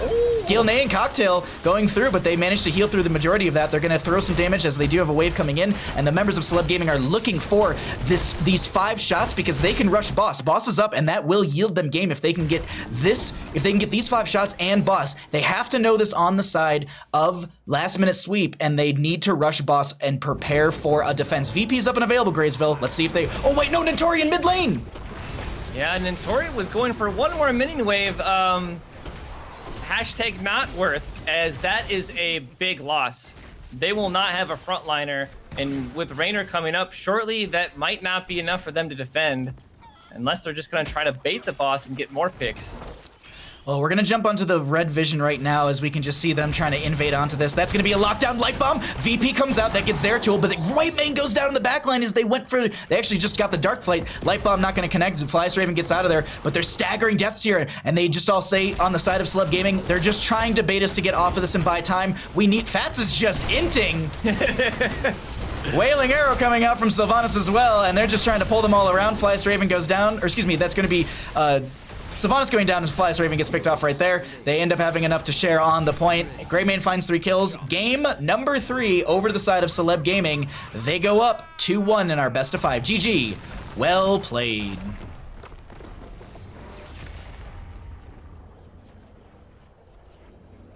Well, really, really nice plays there from Celeb.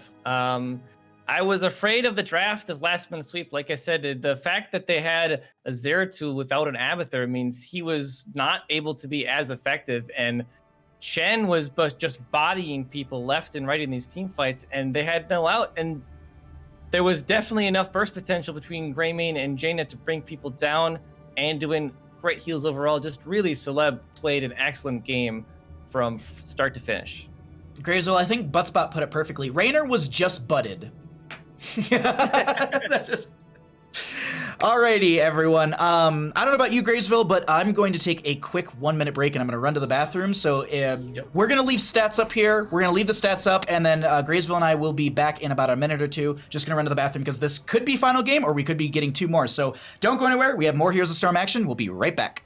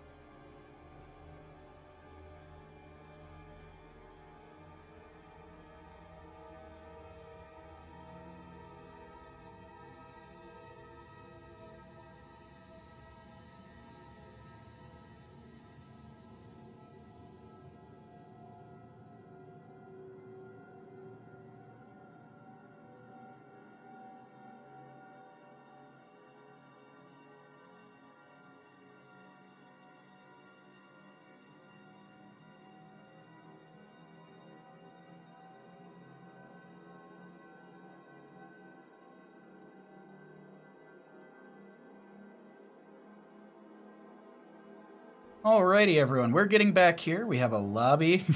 I see Graves is chugging water, so you're good. We're good. We didn't swap anything over yet. All right, I'll bring it back to our lovely faces now because we already have a lobby ready to go for our next game, and I am behind because I had to run to the bathroom. But either way, let's go ahead and jump on in. I think I can join off of Captain Wedge. Once more, please. All right, so they're going to send me that, and I'm going to update stuff in the background. There we go. We got our lobby coming in. Thank you, Gravesville. Thanks for getting me in. Okay. Ooh, that's an interesting map. Okay, let's see who chose this. But Looks overall, like it was last minute sweep. ooh, yeah, just going straight for the map pick for game number 4. There it is. Okay. So thoughts on that last game? Do you think there's a possibility for last minute sweep to take us to a game 5, or do you think that the momentum from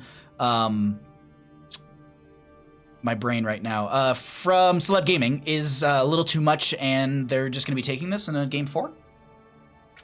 I think what last minute sweep should do is do what they did in their win, which is pick a team composition that thrives on survivability. Because in the last couple games, they've had problems where they were just getting killed in the team fights. Like just straight up, they did not have enough damage. They were not able to secure kills against their opponents. But if, you've got a Jaina, for example, on the opposite side that uses all of her abilities and doesn't get a kill, well, now she's out of this team fight for 6 to 10 seconds, and that's your opportunity to turn things around. I think there's a lot of opportunities here. I saw Glogan in chat was asking like, oh, we're gonna go to Garden of Terror, and then everyone's like, no, it's already been played, and they're just like, wait a minute, Garden's in this map rotation. While we're actually, you know what? Let's just do this now because we always do it when we get in. But let me tell you all how we got here because we're just gonna tell you what map it is and we're just gonna start talking about it. So this is what we've had thus far as we are getting lobby ready to go. Graysville, since I can't see lobby chat, if they ask if we're ready, please go ahead and just let them know that we're good. But Celeb Gaming, as the winners from the upper bracket, had first pick and map pick priority for game number 1 in our best of 5 grand finals. Celeb Gaming banned out Volskaya, Dragon Shower was banned out by the last minute sweep, Infernal Shrines was the first map chosen by Celeb Gaming and they lost that. Game 2 they opted for first pick priority on the side of Celeb Gaming, giving map pick over the side of last minute sweep, taking us to Garden of Terror. Celeb Gaming won the Garden of Terror map and the opposing side opting for first pick. Celeb Gaming took us to Towers of Doom, and they won that. Up with the advantage of potentially ending the game, the members of Last Minute Sweep, Celeb Gaming has that advantage. So Last Minute Sweep opted for map pick priority, giving first pick over to the Celeb Gaming as we go to Alterac Pass, and we can just go ahead and take it back to Bandit and I, to Graysville Bandit and I, and we are potentially ready for our final game of the evening, Graysville. It could be a wild ride, but I'm honestly crossing my fingers for a game 5 here. I think Last Minute Sweep has a lot of good tools in their kit, and I think it's just if they can shut down, if they can just dive onto Heavy. Like that Garden of Terror map started going a little sideways because they kept using the hunt onto Heavy with that Illidan. Is there a possibility for them to maybe find a way into the backline, or has Celeb Gaming realized that and just are kind of playing around Heavy rather than just stepping forward and hoping that Heavy will be able to step in or back off or get away? Well, I mean, we kind of mentioned some of the bans in terms of getting rid of the Stukov and stuff, but Heavy obviously has enough heroes to not worry about getting banned out of the hero pool. But that should maybe be a focus. The fact that they keep surviving is really a credit to how great of a support hero that Heavy has been. Well, let's find out what happens here. Let's push our little stinger and get into our draft for game number 4 on Alterac Pass.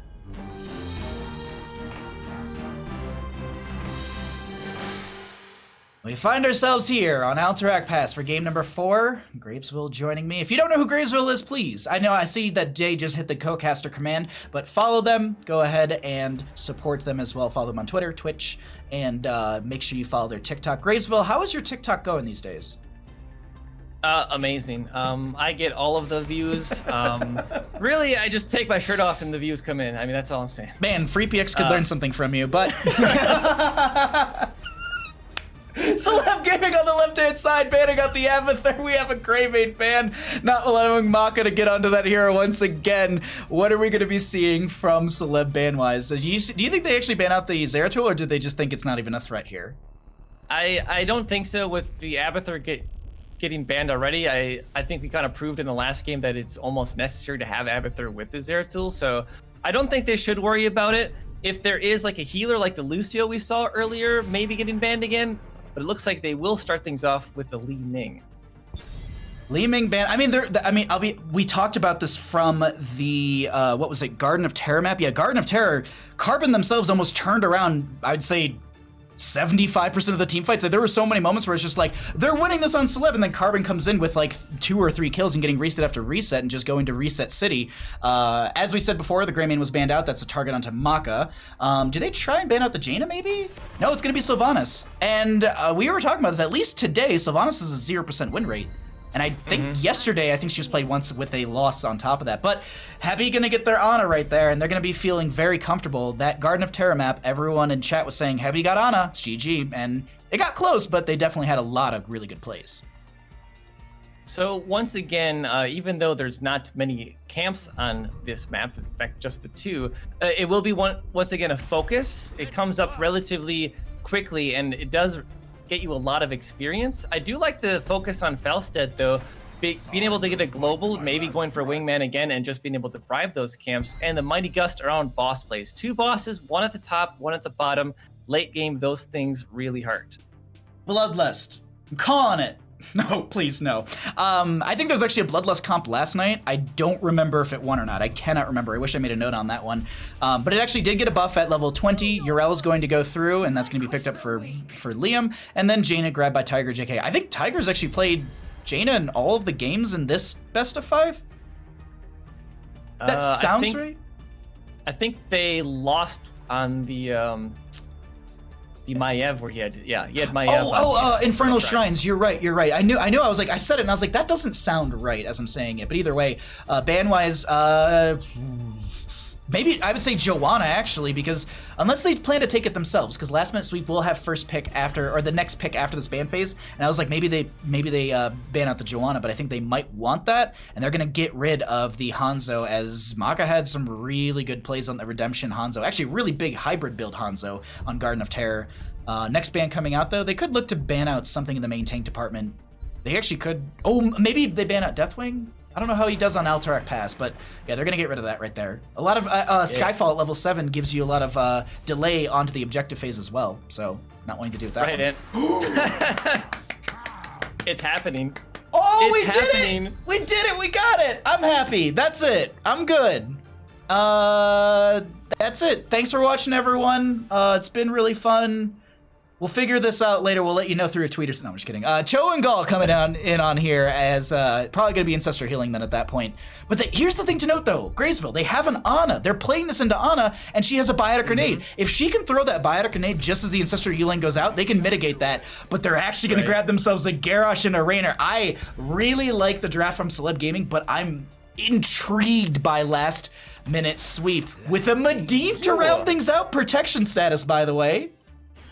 I actually like that a lot, that last pick Medivh.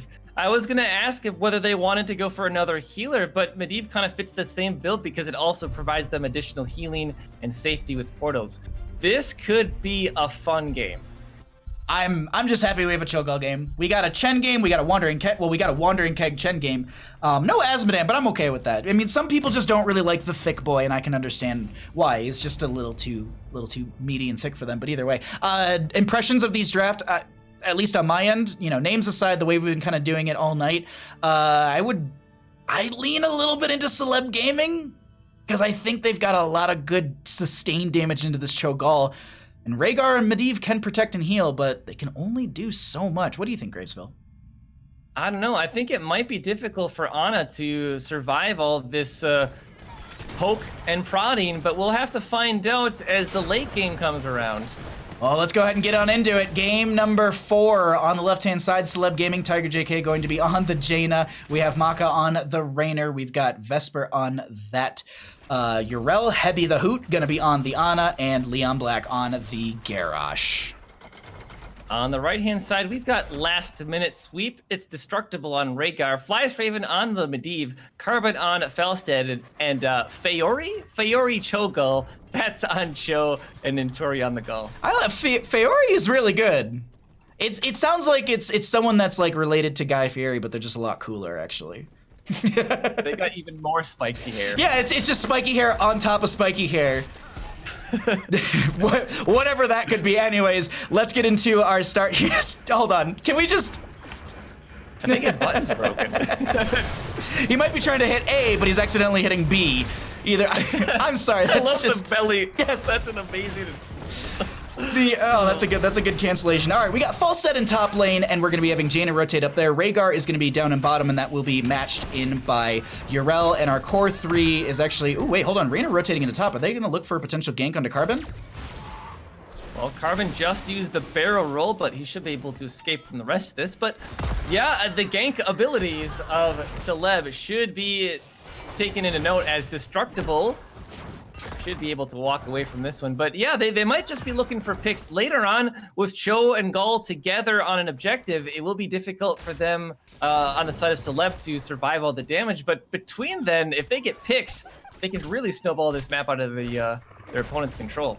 We're seeing the standard start here from both of these teams. It's going to be, you know, just you got someone in mid, top, and bottom. You're going to rotate a couple members out, and you're going to be able to grab the null camp from mid lane. This is a 1 minute and 30 second cooldown, and you typically want to grab it immediately as it pops up because, as I said, it's a 1 minute 30. When the objective phase pops up at 3 minutes into the game, you can then cycle back and grab that once again, giving some off lane pressure or giving some lane pressure during the objective phase. We often see this same kind of play on Battlefield of Eternity or Infernal Shrines with those shaman camps just as the objective phase goes up. So this is very much like that. If you're wondering why there's such a high priority under that, that's the reason being. But Cho'Gall actually finds a Raynor kill into top lane. I jumped up there just to see the hearth cancellations. But either way, first blood over to the side of Last Minute Sweep. Yeah, nice little pick there. We talk about how Celeb can get picks, but the damage from Cho'Gall is not to be underestimated as well. So we do have the level 4s coming out though, and I like this, the full lightning shield build from Rhaegar, the additional damage, and the big shield later on is really where it's gonna help out the Cho'Gall. Unless you go for the healing totem because it's percentage-based healing, and that's really helpful for Cho'Gall. First objective phase announced, gonna be up in the next 30 seconds here. We should be seeing teams cycle back and maybe grabbing their siege camp or null camp, if you will. Once again, Raynor playing to the upper side of this map. Nice penetrating round. Falstad barrel rolls forward. They're gonna try and block them from getting past the gate. Don't manage to do so as Raynor and Feori very low, 406 something health on that. Meanwhile, Destructible in the bottom lane will get ganked. The damage. Mercy, please! As they're clicking to run away, they're asking for mercy, and there is none as they answer back to the Raynor kill earlier. Staggering out of death before this objective phase is pretty big for them. Also to note, Medivh is sitting at 11 stacks out of the 40 necessary. For anyone that might have joined us or doesn't know, Medivh will lose those stacks if uncompleted, and that if they die while they're uncompleted. Once they hit the 40, they no longer need to worry about that because it's permanently stuck. Not like Redemption from Hanzo, which you'll lose a couple stacks when you do die, even if it's finished out, or even unfinished, I believe, as well.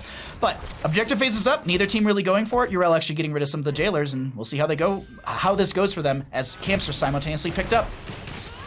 Yeah, as you said, they'll spawn a minute and a half in, so they'll just go ahead and pick them up again. Level 7 will be here. And I don't know what Celeb's focus is going to be on the objective itself. They're probably going to be looking to see how aggressive Rhaegar plays, because that is likely to be their target in these engagements. If the dog comes in for a bite, you turn around and you put him down. I mean, if they can burn down either Rhaegar or Medivh, that's going to be huge for them. They use the shove right there from Feori to just get away from the groundbreaker from Leon Black. Leon's actually, I wouldn't say struggling, but they're only at 2 out of the 15 stacks on that Warbreaker at level 1. I believe there's a slow after 5 stacks, and at the 15, I believe you get the cooldown reduction. So that's the other thing too, is getting those few stacks. So it's actually really, really impactful in this early game as Leon is trying to make their way out of here. The objective phase still up, but not being channeled by either side. Yeah, they're just gonna ignore it for now. Feori getting tossed over, throwing Maka in as well, hits him with the bayonet, but looks like Cho'Gall should survive, putting a lot of damage back through, deciding, we'll take the portal back on out. We're just gonna we're gonna go ahead and cycle through some of those other numbers right now. No questing town on the bomb, which is a little interesting, but we'll see how this goes for them as Tiger JK gets a big ol' amount of burst onto them. Yrel is chasing Carbon, or maybe I think Carbon's just going back into lane. I want to check also really quickly. They're at 64 stacks with 0% extra on that lightning rod bonus damage, but the channel coming through, they only need 15 more seconds on the side of Celeb Gaming. There is the interruption there. Cho'Gall starting the camp. It looks like Tiger might be heading to their own. I mean, this is a lot of experience tied up into these. This will get them both closer to level 10, and really, this is going to be the focus all game long. I mentioned earlier, just get the camps. They spawn, get the camps. We did have the wingman, though, from the Falstad at level 1, so eventually when he's stacked up on that, he can maybe even go for a cheeky play, stealing the opponent's one away. Yeah, they do have 77, which means they do have 3 stacks of bribe. They max out at 80, so for every 20 stacks they have, they can bribe 1 unit, and for every unit they bribe, they get 5%. So right now they could go and invade one of those camps and steal.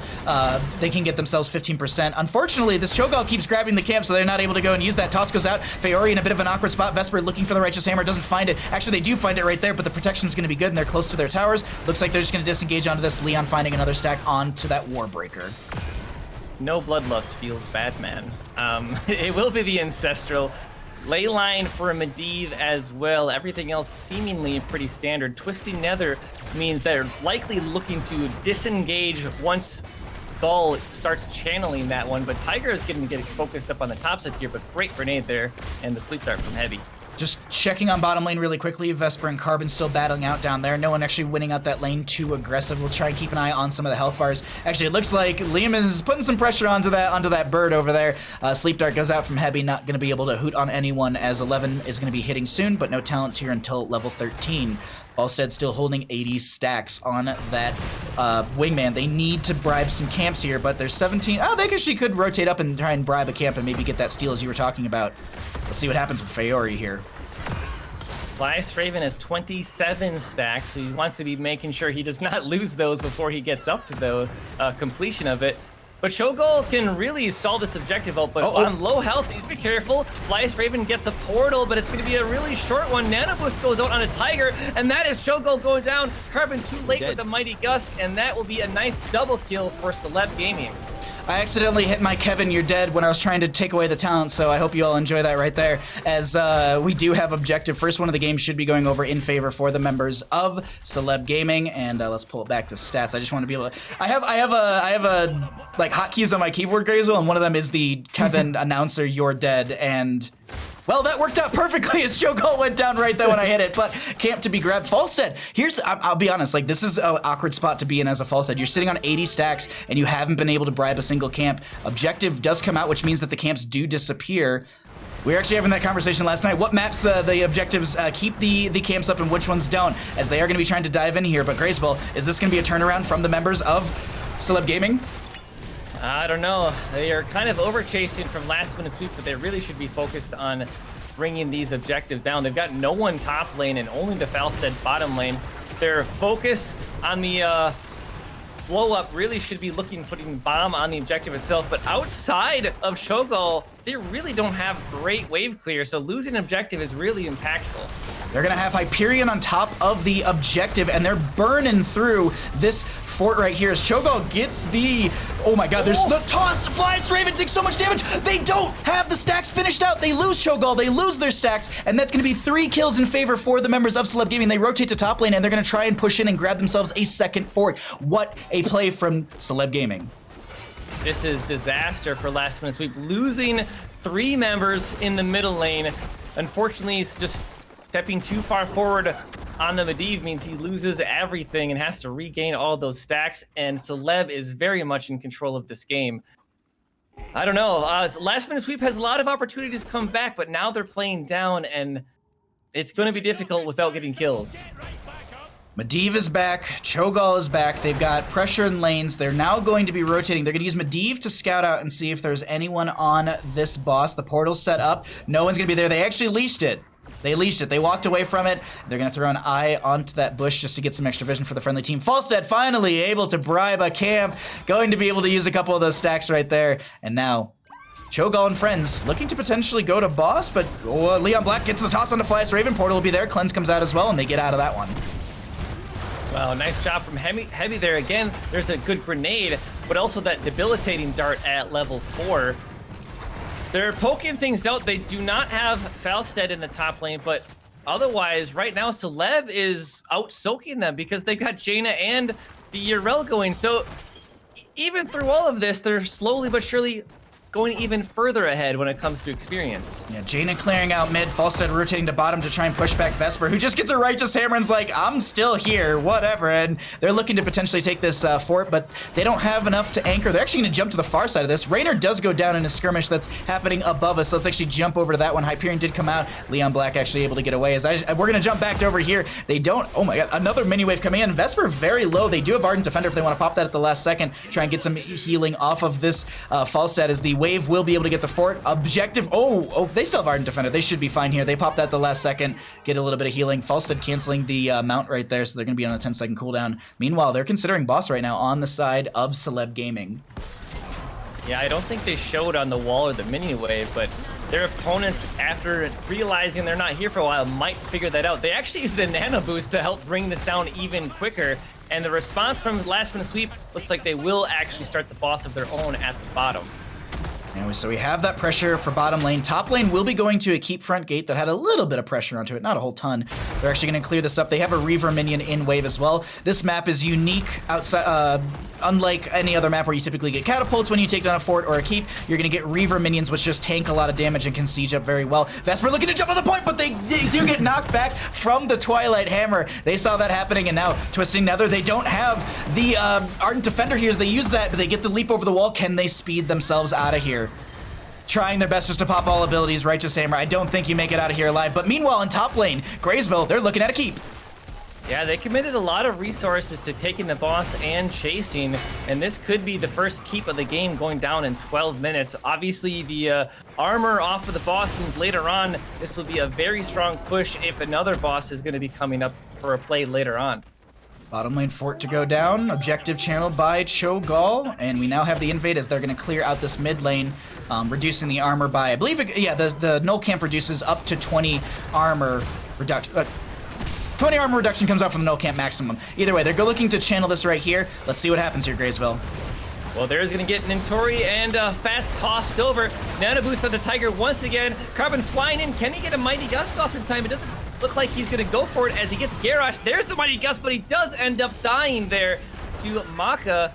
The question is, how much longer do they want to stay around? Cho'Gall inting once again. They're going to try and jump in onto Tiger JK and Heavy Maka. They do have that portal into the backline. Maka is all on their own. Vesper comes in from the Hall of Storms. That's going to be Heavy. So very low, is able to get away. Rhaegar ends up going down. That will be Ana getting picked off as well. Apparently they're trolling as this is a Cho'Gall who's trying to make their way out. They get the Surging Fist right out of there. And this will be Raynor rotating over to the right-hand side to get the channel over here. Medivh and Cho'Gall up for the defense. Jaina backing off to tap well and get back with the friendly team. You know, I'm actually curious regarding the builds for Cho'Gall. We saw Cho'Gall build in the past from Last Minute Sweep where they went for the stun on these bouncing orbs, and that, I feel like, should have been the choice, but instead, they're going to go for more survivability. But being able to, like, stun, for example, the Jaina out of all of her abilities, I think, may have been the better call. Just quickly want to check the Falstad stacks for everyone at home. 25% onto that, and they can bribe one singular unit right now. Looking like they're going to be pushing back that top wave to build up more stacks. Raynor going to be pressing out mid. I love this, like, it's like, all right, the objective phase was the biggest thing. Let's just take a small break from that. Let's manage our lanes. We're going to get some stuff going here, and then we'll jump back to this objective in a little bit. I like the way that these teams are playing, and it's almost comical. But bosses are down for the next minute, 2 minutes to 2 minutes and 30 seconds. Camps were grabbed, and it looks like Falstad might have bribed one, and they are going to be clearing out the one approaching their own side. But right now, currently level away for the members of Celeb Gaming to find their 20s, and maybe they're just waiting for that before they make another engagement. Yeah, they've got 9.2 seconds left on the channel, which doesn't seem like a lot of time, but hold on. Flyest needs to be careful. He's got taunted, can't get to the portal. The Ancestral negated of that huge grenade, and this team fight is going south quickly. Yeah, they jump into bird form. They're out of there. They only have 17 stacks on their Arcane Rift, so they do not want to give those over. So they're just like, I'm out of here. I'm a Raven. I'm gone. I'm just going to fly away. And, I mean, if you have an Ancestral Healing that just is completely mitigated, that's what I was talking about in draft as well. Like, they drafted Rhaegar into Ana knowing that they have a Biotic Grenade to reduce healing output, and if they can time that right, they're going to get the value. But Graysville fight's breaking out as they get a toss onto Rhaegar. Yeah, still no 20 for either team. Ice Block was used by Tiger. They great ley line. However, afterwards, they can't secure any kills. Body blocks Cho away from the portal, and it looks like Medivh will also fall on the bottom side, and that is going to be a triple kill now for Celeb Gaming. Once again, the stacks were reset for Medivh back down to 0, and this is going to be objective phase for the members of Celeb Gaming as they have a triple Reaver wave on top lane. Carbon is going to be coming up here to clean this out as quickly as possible, but Vesper and friends looking to open up bottom lane. They're looking to potentially end game through bottom. I want to point out, the core does have spell armor and physical shielding. You can actually see right now they've got 40 and 40. Per keep, you get 20. That's why you see the little crowns over there or underneath their bar. So once this keep goes down, they'll be reduced to 20 and 20, and that's typically when we see teams trying to end games. Off of one keep's difficult, it's possible, but off of, 2 keeps down, this is a big opportunity. Plus, 3 members are down. Can they do it, Graves? Well, they will have a Mighty Gust available. I don't know if he's going to wait for level 20 for the wind tunnel, but this core is falling. Everyone on the side of Last Man Sweep will be respawning shortly. There's the Mighty Gust, not waiting until 20, but Vesper team jumping in deep, and now Cho'Gall's channeling the ults. They're trying to get that Twisting Nether value, but the core goes down. You hear Chewy, you scream, and that's going to be the members of Celeb Gaming taking game 4 in our final best of 5. What a series, Gravesville. What a series. Honest to God, we had so many good best of 5s, but Celeb Gaming will be our North American champions. GG's to them. Last Minute Sweep will take second place. We're going to try and get a interview scheduled or set up here in just a second. Let me get some messages out to the team and see what the game plan is. Yeah, so that last game, I said maybe the Ana cannot survive through all of the damage, but Heavy, again, proving me wrong. Great heals from Ana in that game. They really did not have any focus on getting the Ana dove upon because they really didn't have the opportunity to do so. And the damage onto Cho'Gall was insane. Maka just right-clicking away was definitely enough, and that is one of the things with Jim Raynor. If you ignore all of the right-clicks, he eventually says, "Hey, you realize you're at like a quarter health, right?" And you're like, "Oh, yeah, I guess I am." I mean, this is Jimmy. Apparently Tiger wants to do the interview, so let's, I'm gonna lose you, so sorry everyone, Graysville, beautiful face will not be here, but let's jump into the Heroes Lounge interview channel. Yep. Interview room. Alrighty, I got Graysville, alright, so interview room in Heroes Lounge. Okay, so they know where to go. We'll get them in here in a second, and we'll show stats once more while we're waiting for our friend to get in here. Overall, Graysville, I'll be like, I had so much fun with these games, but we'll get Tiger in here in just a second, and it's crazy. The culmination of 3 days of best of 5s, but Tiger JK is joining us now. Congratulations on your victory. How you feeling? Hey. We feel really good. For a team that just won the Season 2 S Division, you sound very calm. Was last game just easy times for you guys, or what? Well, we're versing Cho'Gall on all track. It's kind of hard, for them to win, so. What? So were you just like, when the draft happened, you saw Cho'Gall, you're just like, all right, this is ours? Or did you feel like, wow? Graysville, any questions? Oh yeah, go ahead. If it was on a Cho'Gall map, it'd be a lot harder. Okay. So because you're pretty good with it, yeah. So that was the one. That was like, I think that's the one time you didn't show Cho'Gall ban, right? You were just like, we can let it through. We don't really care. Yeah. Pretty much. I'll be honest. It was a really fun series. Graysville, any questions? I mean, that's a great way to cap off the season. You guys played excellently all season, and the end of the grand finals, winning there at the end. I just have to say congratulations, first of all, and also great Jaina plays. Were you tired of playing Jaina? You're like, well, I guess I can kill everyone. I was playing Jaina every game because Liam forced me to. Yeah, pretty much. Every time I'm on Jaina, it's Liam forcing me to. I mean, you're really good at it. He picks your rel and says, I guess I'll pick whatever I want for you. Oh, yeah, pretty much.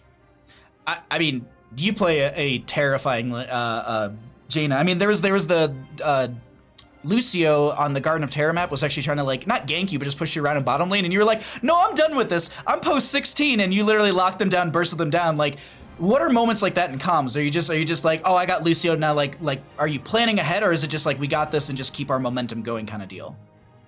Well, they couldn't really kill. He couldn't kill me, right? Right. Yeah, he didn't. He was just would for have some. to dive into 2 towers to try to boot me out, which Mm-hmm. he did. And he's gonna take a lot of damage. And if he autos me, because like the auto, like Mhm. I had the chill talent on 4, Ice Frost Armor, Yeah. so I could just root him right next to our towers, and that's why he died. God, you guys played that so well. Graysville, throw it back to you if you have any questions. No, I don't think so. I mean, you guys played really well here. I know that you guys play with and against all these people in your in-houses. It was an amazing series, and I just want to say, great job. Great job. Yeah. Thank you. It was honestly, it was a blast watching and casting all of your games. I want to quickly ask you because I didn't get a chance to ask you yesterday. 5 games yesterday to start things out. Was it just a slow start? Because you seemingly fumbled in your first best of 5 yesterday, but then you just ran it back and got the reverse sweep. I just wanted to ask you, was it just stumbling a little, just like communication issues? What was all that about? We have a history of like not doing so well the first game. I mean, Honestly, like, yeah. every game is like first game is sometimes a struggle. Well, today's series was a good example. I mean, Towers of Doom, they got a couple picks immediately on you, and it almost seemed like they were about to take game 1 of the first best of 5, and then you guys brought it back in that really fun, boss pit that was being played out. So it just overall, I mean, yeah, that's true. But since we don't really have any more questions for you, and you guys are the winners, are there any shouts that you'd like to give before we let you run out of here? Yeah, shout out to you guys for casting the game. Thank you so much. Shout out to Heroes Lounge for hosting the vest, and shout out to Twitch Chat, CTV, our sponsor, and shout out to Leon for subbing last minute. He played really well. And yeah, that's it. Awesome. Well, Thank you, guys. Tiger, thank you for the interview. Thank you for the games. Congratulations on your championship win. Enjoy your prize pool and enjoy your victory.